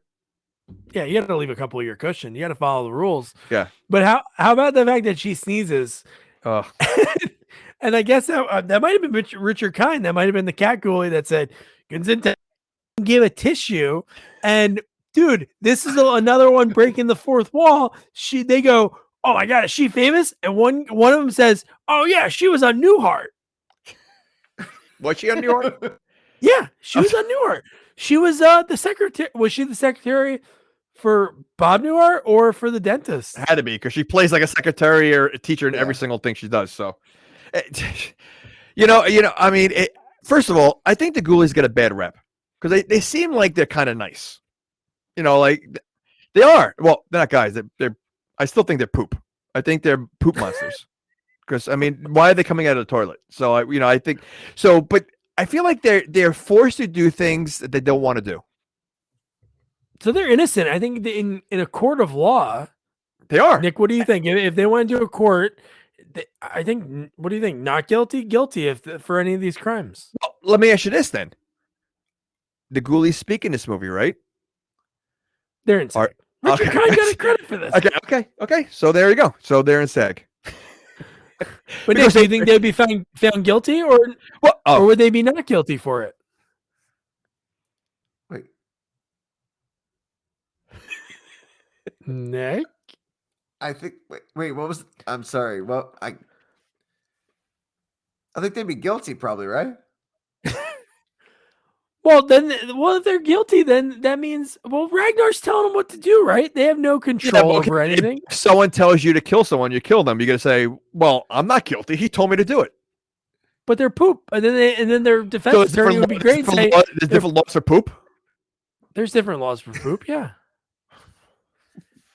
So let me ask you: since the Ghoulies are poop monster, do they get jury duty? All right. Thanks for listening to this week's episode. We're done. We're closing up shop. We're starting our 4th year, and this is where we're at right now. Listen, based on the jokes that are inside this movie, you're gonna have jokes on the outside of this movie like that. So, because that would be a line in there. Yeah. So Mrs. Boggs gets killed. They rip her tongue out of her mouth. Well, they don't rip it out. They just stretch it. Well, they stretch it really far. So far that when we see her later, it's wrapped around her body multiple times. 30, like 30 times. And she's in a King Tut mummy sarcophagus. Where'd that come from? Is that humanities? Maybe that's where he sleeps. That's where Ragnar sleeps. That would make sense. That would make sense if he slept. Here's my last clip of the movie because we're getting to the panty raid. So then we get Veronica when she goes back. All her friends, I guess that's the leader of the sorority. She's like, the boys are going to be here. They're here for one thing, panties. And they're like all pumped. And in that part, right, they're wearing clothes, right? No. They're already in brown panties now. I think they're in robes and like they're okay. But let me look. Okay, before we go any further, I mean, I maybe this was an '80s thing. I never saw a panty raid, but wouldn't the simple thing would be to take your panties out of the drawer and hide them somewhere? Like, so if panty raids are happening, let's leave them in the same spot that we know that they're going to be every single time, so they know where to go. Like if you just took them out and No, this is a question I had because when we see Veronica getting peeped on by 2 groups of 3 guys that were kind of like similar guys in a way. Well, guys and Ghoulies was one group. She had a whole basket full of panties. That wasn't hers, right? So that was my next question. Like, so when girls.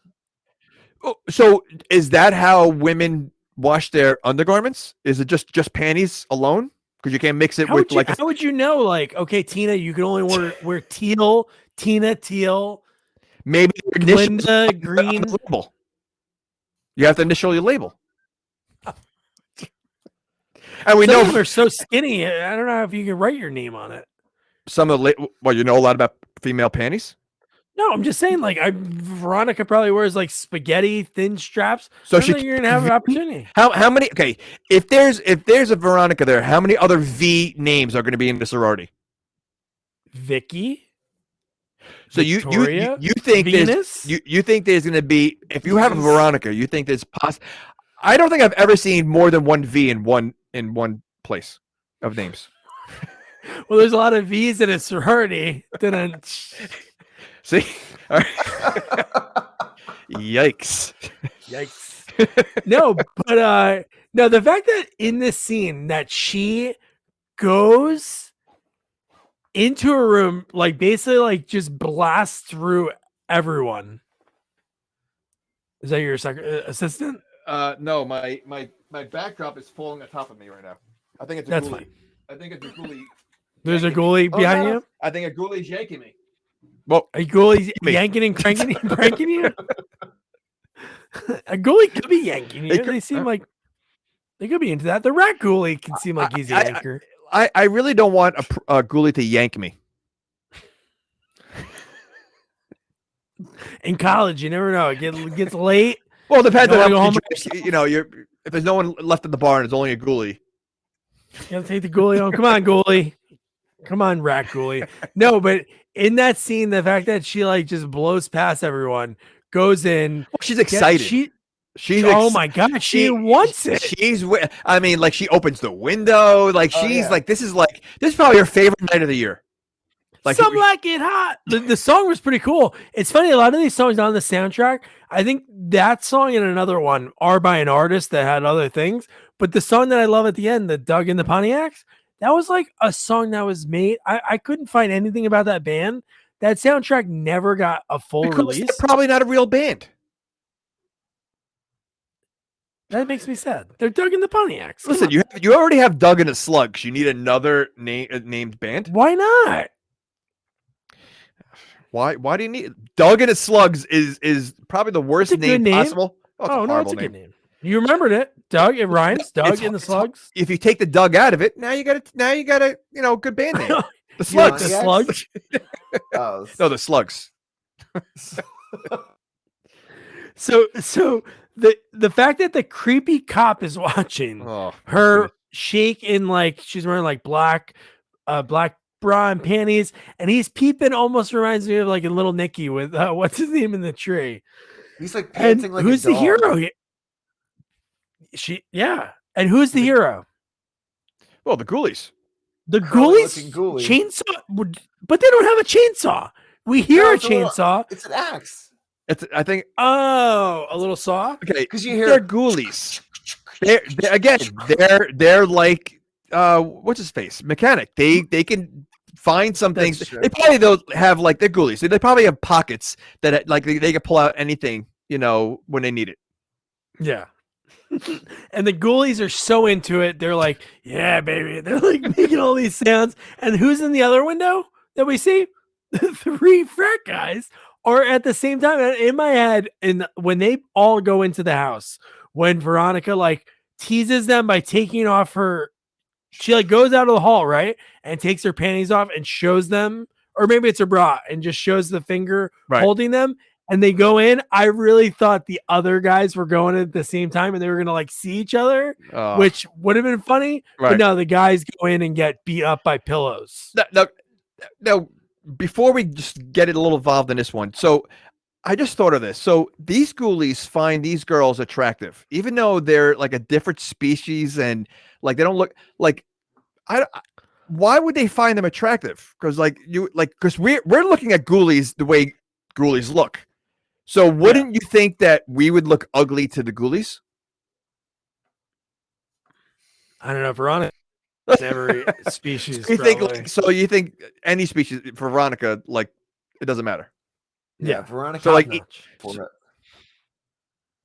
she definitely would. I mean, I don't think there's anything stopping her. And I'm surprised, honestly, in this movie, I'm surprised she didn't hook up with one of the Ghoulies. That would be great. Could you imagine? That was probably a Because deleted scene. Like that should be like one of the end scenes. Like if I mean, Like a with blooper Veronica, reel. she should just like maybe like leaving with one of she goes, you know what, we're gonna be together for a while, and then she goes with Cat Ghoulie. Oh my god! So then the other guys are getting, like you said, like man, they're getting beat by these girls that are naked. Why are they naked? Why not? I mean, yes, for our self, yes, they're naked, but why for a panty? They're trying to defend themselves. They're actually annoyed. Like they're annoyed that these guys come here every year for the panty raid. So why are they giving free gifts out when they're trying to technically stop the panty raid? I think maybe to distract them, so then they're like, "Wow, this is amazing," and then they strip the guys. They take all their clothes and make them leave naked. Right. They turn the tables. No, I know that, but you don't think there's other things they could have done to distract him? Like that was the best, because again, they do seem annoyed about the panty raid. So They do seem annoyed. Yeah, But so- the fact that this movie has this scene, the ghoulies go into the shower, and while this panty raid's going on, you have 3 naked girls showering. We get the lines, "I got a half a chubby," and "what a nice derriere." And then you get a joke that has been done a million bajillion times in cartoons, and it was even in the Little Rascals a few years after this, was the Ghoulies doing probably one of the funniest things that I've seen. They also did it in the Muppets. In a movie. In the Muppets, yes. The Muppet Man, yep. Muppet Man was the best. So the fact that they all get on top of each other, they are doing the 3 kids in a trench coat. But then they're trying to hide. Like the bottom ghoulie is still sticking out. And he says, one of them says, "I've seen this in a movie." The other one says, "Who cut the cheese?" And look at them. And that looks like a glass door. It does kind of. But Look at his face. Oh, honey, I'm home. Honey, I'm home. Richard Kind. And so she gets her ridiculous. face sucked off. And then she gets dumped back, and then this line. So she Bikini died by cut. plunger? She died by plunger? That says that on the death certificate. Yeah. Died by death plunger? I mean, God. but all they did was stretch her face. Like there wasn't anything like, unless she died from hitting her head. And why'd she die with her feet up in the air? That was That, like, and if you're like, I do appreciate the callback to and the shower scene from that definitely was a psycho moment. But Yeah. you're at a college. Why would you have clear, like, bath curtains? Like, don't you want any kind of privacy? They should, but for us, no, I know. Why would you just have it? And the fact that where'd the other 2 girls go? Were the Ghoulies hiding when they we don't like we they don't just see where they disappeared? go.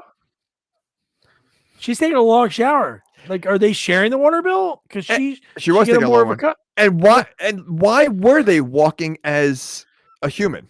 Because they clear, like, that was pointless also, because obviously they could have just thrown it at her, or they have it, but like they weren't hiding. Like, all 3 faces were showing through the jacket.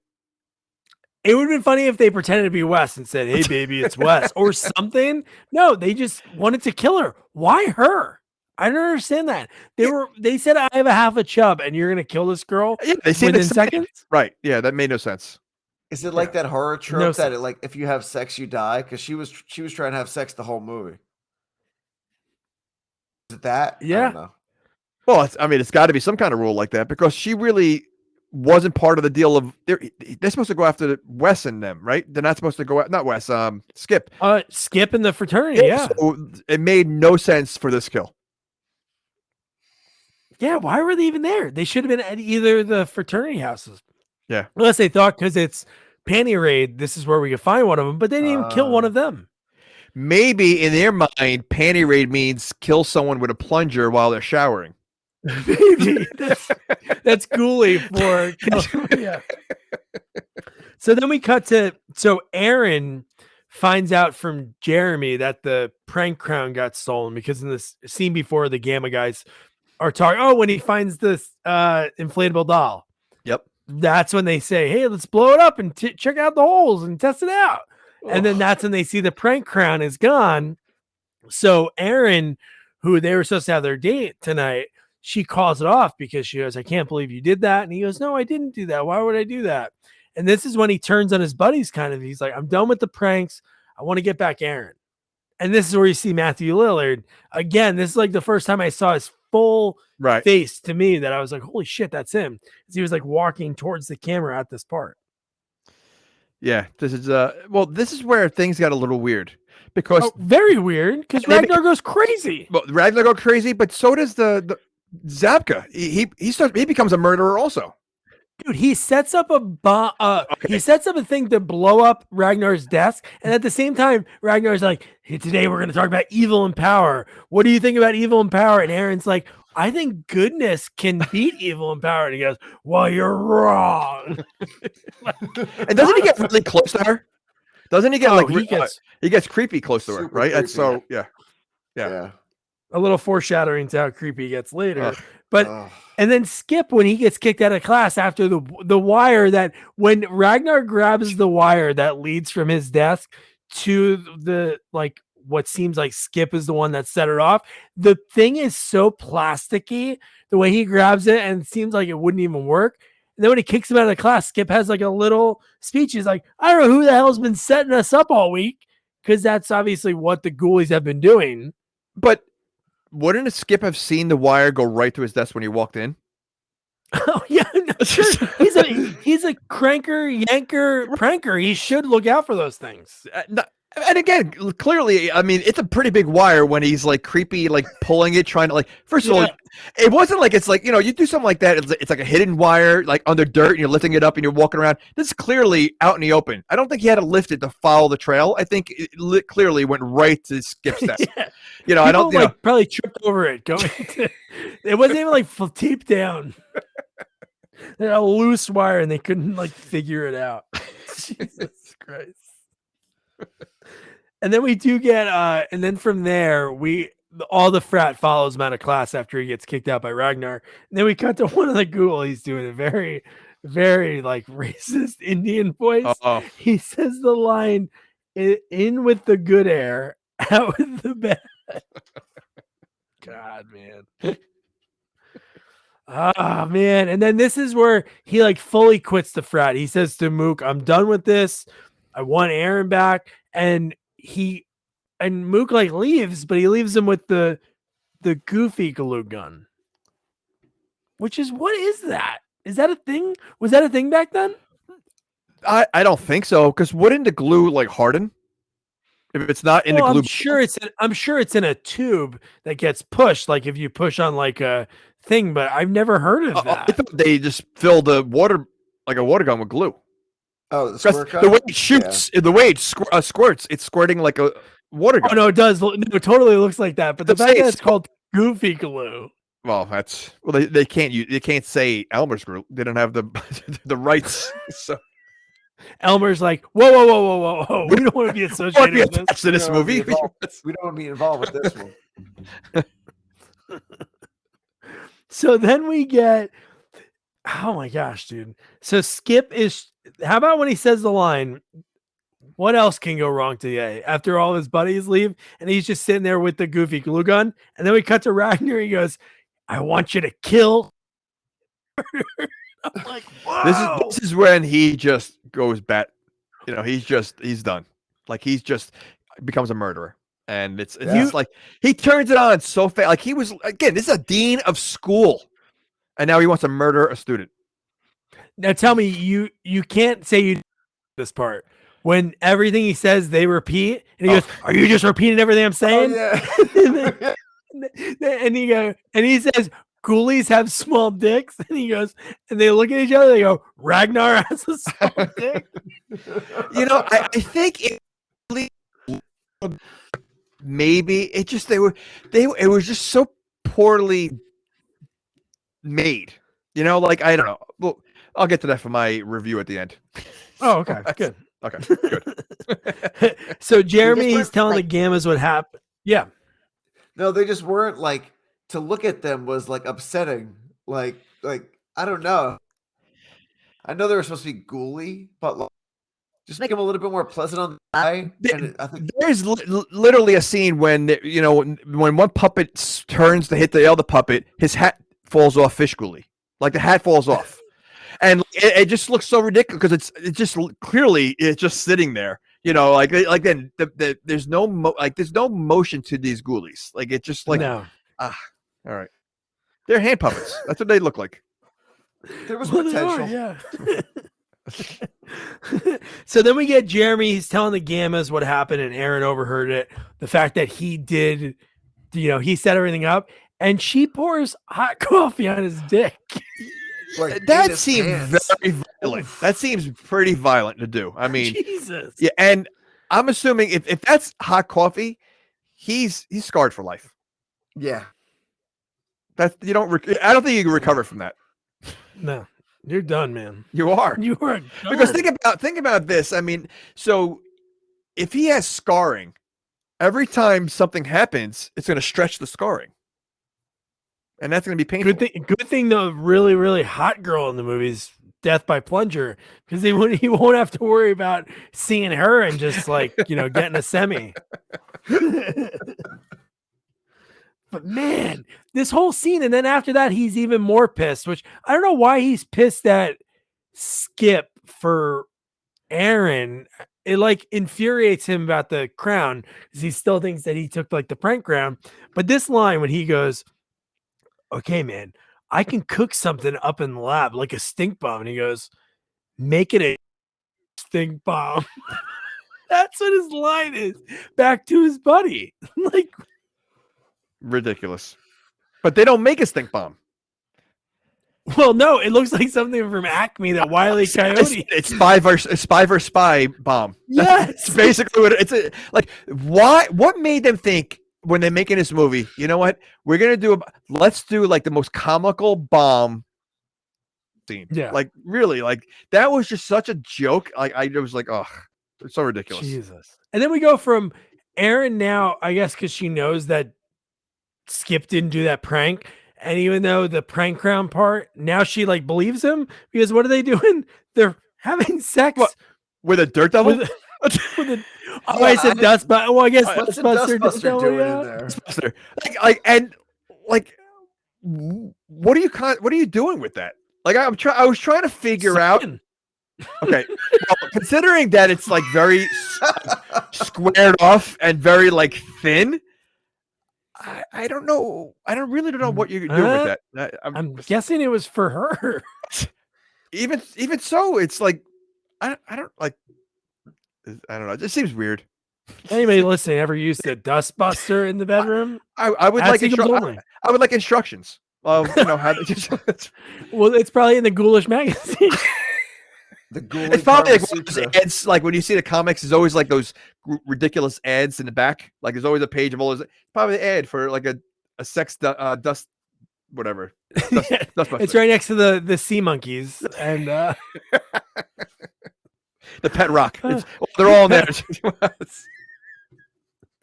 and then this is when Jeremy's right hand man shows up with a comically sized bomb. And the Ghoulies I guess they didn't get a photo of who Skip Carter is, because when he walks in, he's holding this bomb and he goes, "Yeah, I just got to find this Skip Carter." And they go, "Ooh, Skip Carter." And they hit him with a frying pan and he's dead. Yeah, you know what? Did they in the first two movies? Do they use weapons or do they kill them by themselves, like with their monster teeth and all that stuff? No, they're not comical. They don't talk. They're okay, just but there. I mean, but still, like, do they use weapons to kill, or are they like just Trying to biting think. people? I've seen the first one. I just recently watched the second one. No, I think they just use themselves. No, they do weapons. No, they do. No, they definitely use weapons that are around them. Yeah. Okay, all right. Because I feel like they seem passive in a way in this movie, and they're just like These are silly. These are like comics. They're like what is great about sequels. They have to like jump the shark when you get to the third or fourth movie, and they really did. Do they talk in the fourth movie? Jim Wynorski did that one. I don't know, but there's a woman in leather in it. I know. I don't know. The trailer looks bonkers. It looks ridiculous. Yeah, I don't know. For which one? Yes, The fourth one, yeah. they actually made a fourth one. So they light the bomb and they throw it out the window. Okay. And then it lands in the creepy cop's cart. And when it explodes, we see a dummy sitting there. Okay. And it explodes on the dummy. Like that's a big explosion. Then cut to the guy. He's just a little burnt. He's like a cartoon. You know what? He's like Wile E. Coyote. He is. Because he literally everything keeps happening to him, and he seems to be fine every single time. Yeah. He's fine every time. And back to the bomb. So they clearly talked about making a bomb in the science lab. But how do you make a bomb like that? That's a bomb you purchase. It's a bomb you purchased, but in the science lab, they had the casing of that. Is that like a scientific thing? They had molding. Bowling and ball mold. So you're saying that? So is it bowling ball bomb? It looks like a bowling ball. does. It's bigger than a bowling ball, but It's spy versus spy, without a doubt. That's the bomb. exactly. They had. Yeah. So this is where the movie like sort of like picks up, and like this is like I would say the final act, because right from here, this is where they go to Ragnar's office because he wants to, because he says to her after they're dustbustering each other, he looks at her and says, "You heard Jeremy say that? Will you talk to Ragnar?" And let's go right now. No. He says he's not going to believe me. So she goes, but he'll believe me. Yeah. Yes. So and let then me he go with you. convinces her, yeah. Right. Yeah. So then they go into the office. They don't hear him. And then if I don't hear something, is the first thing I do opening up a mummy's tomb? Because they open the mummy's tomb, and then you see, Miss Boggs with a tongue wrapped around her head like 20 times. She falls on the ground. And dude, and then they get into the hallway. Jeremy's there. And what this whole scene makes no sense. Skip is like a wuss and getting held back. And who breaks away? Aaron? Yeah, that's and they're gonna beat him up in this. But he's not. Well, first of all, he's not a wimp, because what he does after. Well, he does that. He turns into the Incredible Hulk. he turns into the Hulk. No, he turns like Hulk Hogan. Like it's almost like he does the shake, and now he's like, yeah. But like, yeah, like what's the point of like? So now they're gonna beat him. First, they want to kill him, and now beat him up. Like they're taking his whole thing because of the hat. Literally, it's all over. All over stupid hat. But I love it. He's like, Aaron, go get help. And when she hits the guy, runs away. And then Jeremy goes, "Don't worry, you want to be here for this." And then that's when they start punching him. Aaron happens to run into the library, but looks like a bar, because she runs past Ragnar, who's sitting in an area that looks like a bar. And don't forget, he lives there. He lives here. Sure, it's his house. I did laugh when she called. The lady's like pissed off, be like, "Hey lady, this is 411. What are you doing?" So stupid.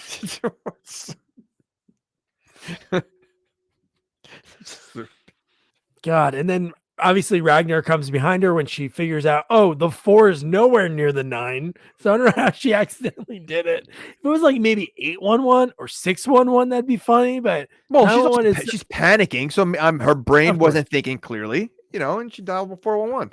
And there's no math classes at this college. There's only science and humanities. So. Right. So I think anyone in her shoes, would do the same thing.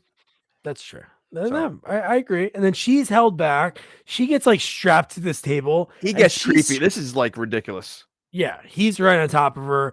The Ghoulies are right there. The fact that the Ghoulies actually saw a Ghoulie in this movie that lived. Other people saw them. I'm saying the fact that she saw the Ghoulie and he blocked her near the library, like when in between the bookshelves. What was the point of cutting her clothes the way they did? that seemed weird. Like they gave her a new design. Woman. Like nothing. What? It was like a jungle woman. It wasn't like in the comic book that if there was like a sacrifice that could happen for something, there was like no purpose to it. Because the only thing, like Ragnar's purpose in this movie was ending Prank Week. That was his whole goal. Well, that was the original goal. Now I just think he wants to be King Ghoulie. Like he wants to be king of the Ghoulies. Ghoulie, Ghoulie. That would have been good. They had that scene. By Doug and the Mechanics or whatever. Doug and the Pontiacs. So then the fact that we hear like her screaming, and this one Jeremy says, "Hey, that bitch ain't worth it." And then Skip hearing that line, you're right. He turns into Hulk Hogan.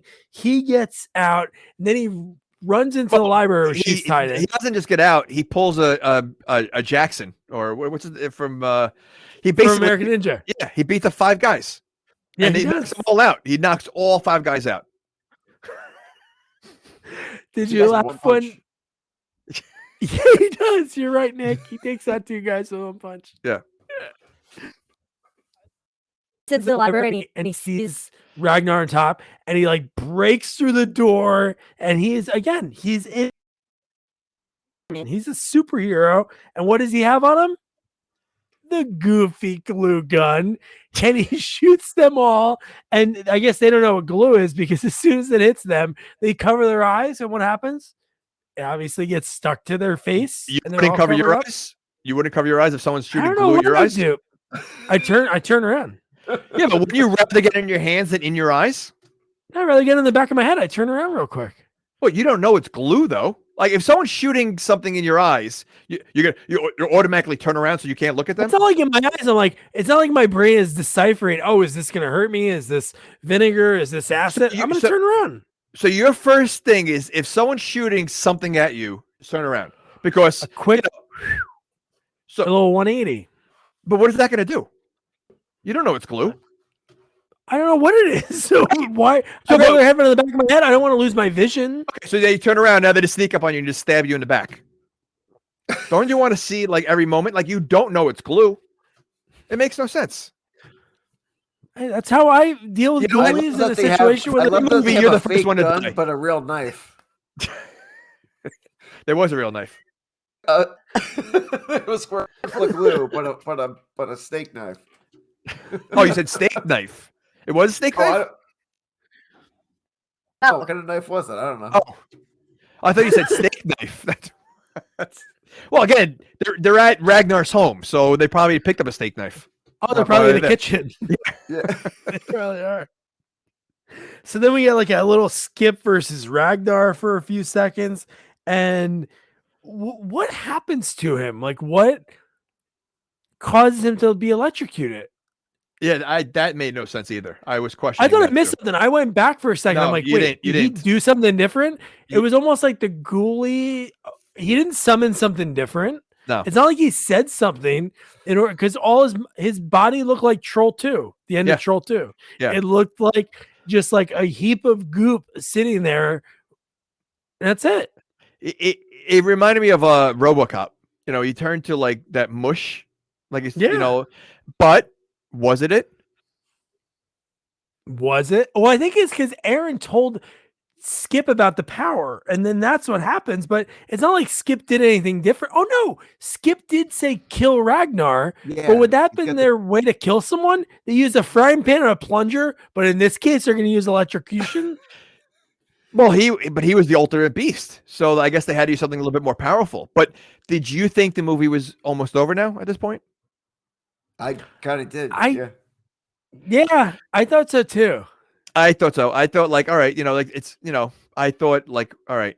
But part of me also, because I thought they mentioned something earlier, again, when he was trying to say kill me, that if they combined to him or something like that, like I thought there was something that they mentioned earlier. So I was like, I wasn't sure, but I thought it was over. But I'm like, could it be? I bet you Jamie started cracking his knuckles. He's like, oh, time to go to bed. And then he's getting ready to turn it off. And then they're sitting there, Aaron, and they're talking about the dead friend. They're talking about like Wes. Oh, finally.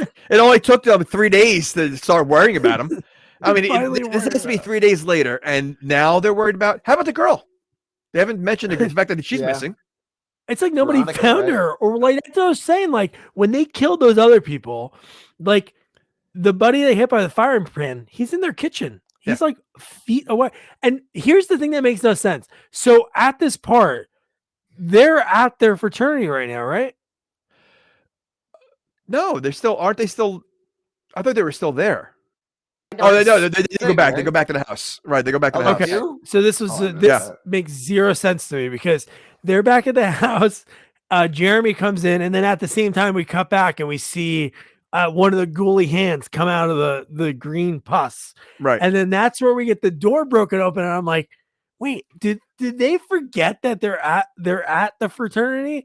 Because it seemed like it was so weird the way that thing like got up, and then you saw the door like explode. The door exploded. It was such a bizarre thing. Like I loved the effects. There is where the whole budget went. The fact that the animatronics, which probably had like, because the eyebrows were moving, the eyes were moving, the mouth was moving, Dude, that must have been like 4 people perfectly like synchronized swimming. The way they were able to move it with his lips, it was so good. Yeah, no, that was been pretty impressive for based on what we saw the whole movie. Yeah. Just to see this, I was impressed. And, Did you love that he was wearing the prank crown? You know what though? When his hand came out before you saw him, I thought he was going to look like a ghoulie. Like I thought he was going to look like a life-size ghoulie. I did not expect to look like the way he looked. Like I thought it would have been fun. He would have looked like the thing from what is it called? Bill and Ted Part 2. The Stations. Stations. I something like that. Like but no. No, not that. This is almost like the Thing, right? It like, is. Oh yeah. Yeah. Just the way that mouth is like moving at the same time, and I love that. This is where I think Aaron again like reminds of the logic of it, and he has no idea like what to do with it, right? Because when he's talking, he looks at the comic, and then magically on the comic book, there's the same mouth that was on his stomach. Talking for a second, he gets like scared, and then what does he do? There's no fight, no nothing. He just flushes it down the toilet. But my favorite line that he says when he closes the door, and Aaron says, "What is that?" And he goes, "That's our humanities professor." But again, the old flush. You put the Ghoulish magazine, the comic book, down the toilet. You flush it. Okay, so let me ask you this. Well, first of all, the one thing I did not like about the monster is it was hard to understand him when he was speaking. It was just like I couldn't like hear him. I don't know, it was the music or whatever, but that was hard. But if I'm a ghoulie and the toilet bowl is the place where that could bring me back to where I don't want to go, how about breaking the toilet bowl? Smart. Yeah, that's. I mean, clearly that would have solved many problems. No, that's right. Yeah. All right. I just thought of it just now. No, that's so good. But no, and then like we talked about, they're talking about Veronica, because I think this is where Aaron mentions Veronica, and this is where Skip mentions Wes again, and then the cop shows Jeremy has the dynamite on him because he's all still burnt. So Jeremy has that comic dynamite on him that he was gonna, because they were gonna frame Skip into looking like he was the one that blew up the administration. That dynamite looked more real than a stupid bomb. So like why? Oh yeah. So why did they use the dynamite in the first place? I know. And where did he get that from? Science lab. I want to see the science lab. It's Wile E. Coyote. He's the professor. I love that. So Aaron, and then from here, Skip and Aaron kiss, and the frat guys come back, and they're like, "Beta Zeta, and this is where the fat guy says the line that I really hate. Because first he says, "You won't believe our night," and then the fat guy goes, "Hey, you got the crown. You didn't hear? They had an emergency vote and we won." And I'm like, what? What just happened? They just had an emergency. It's prank week. I'm sure they have like a special day that they do it. It's like a big deal. So there should be like a ceremony. But then who's voting? Don't even tell who's voting? Exactly. And also, they don't tell their friends, "We had a wild night." Oh, yeah. And Wes is dead. And so is Veronica. No, they do a little Mook man. Skip man, and they hug. I expected something a little different here, and I was surprised. Think? Well, I was thinking because she was there also, and he wanted out. I thought he was going to put, as he picked up the crown, he was going to put it on Mook. Yeah, I thought. Oh, that would have been good. Right, because now he's saying like, Mook, you deserve this. I'm on my way out. I got the girlfriend now. I'm out of the fraternity. Mook, you're so into the pranks. Like that to me would have been the ending. Like instead of him putting it on there, which she got mad at him the entire movie because of all the pranks that he was doing before he was getting in trouble. Why is she okay with it now? And she's smirking and she's like smiling when they're in birth. That made no sense. So giving it to Mook, especially since they had a problem in the middle, which we went over. Like we didn't really discuss. Like Mook was upset by him. That I think like the crown, putting it on Mook, and Mook would have been like thrilled. I think that should have been the ending. And then we get the Doug and the Pontiacs the party song come on. And then the final shot of the movie, what is it? A Ghoulies arm coming out of the toilet bowl, crushing a Miller Lite can. Boom. Credits, man. There was a lot to unpack with this one. So let's go to our guest first. Nick, would you recommend somebody to watch Ghoulies Go to College? After all of it, you know what? I would. I mean, it's an experience. I mean, it's nothing like you'll ever see before. Or completely different types of movies. It's got some funny laughs. It's got some good laughs. You could tell they were trying to do something. It was, I mean, come off really 100% correct, but yeah, I mean, it's got laughs. It's got some boobs. I'd watch it. I'd recommend it. Ugh. Jamie? I'm yeah, well, you know my answer. Yes, Yeah. it's got laughs, it's got boobs, but so do 90 other movies that you could choose over Ghoulies 3. I just feel like as an adult, I feel dumber watching this movie because it just, again, the Ghoulies look so ridiculous, and I don't know I don't know the target audience for this movie because it's so childish. Like the jokes is such a child movie. You take the boobs out, family movie. You add the boobs, now it's an adult movie, and it's like it's not a horror movie because there's nothing scary at all. The kills are not gross. There's no blood. There's like the silly kills. So I don't know what they're aiming for, and I really can't see an adult paying money to watch this. And if you are paying money to watch this, I'm sorry, but there's many other movies you go pay money to watch. So I'm gonna say no. I can't. No. You're not turning my head on this one. I can't.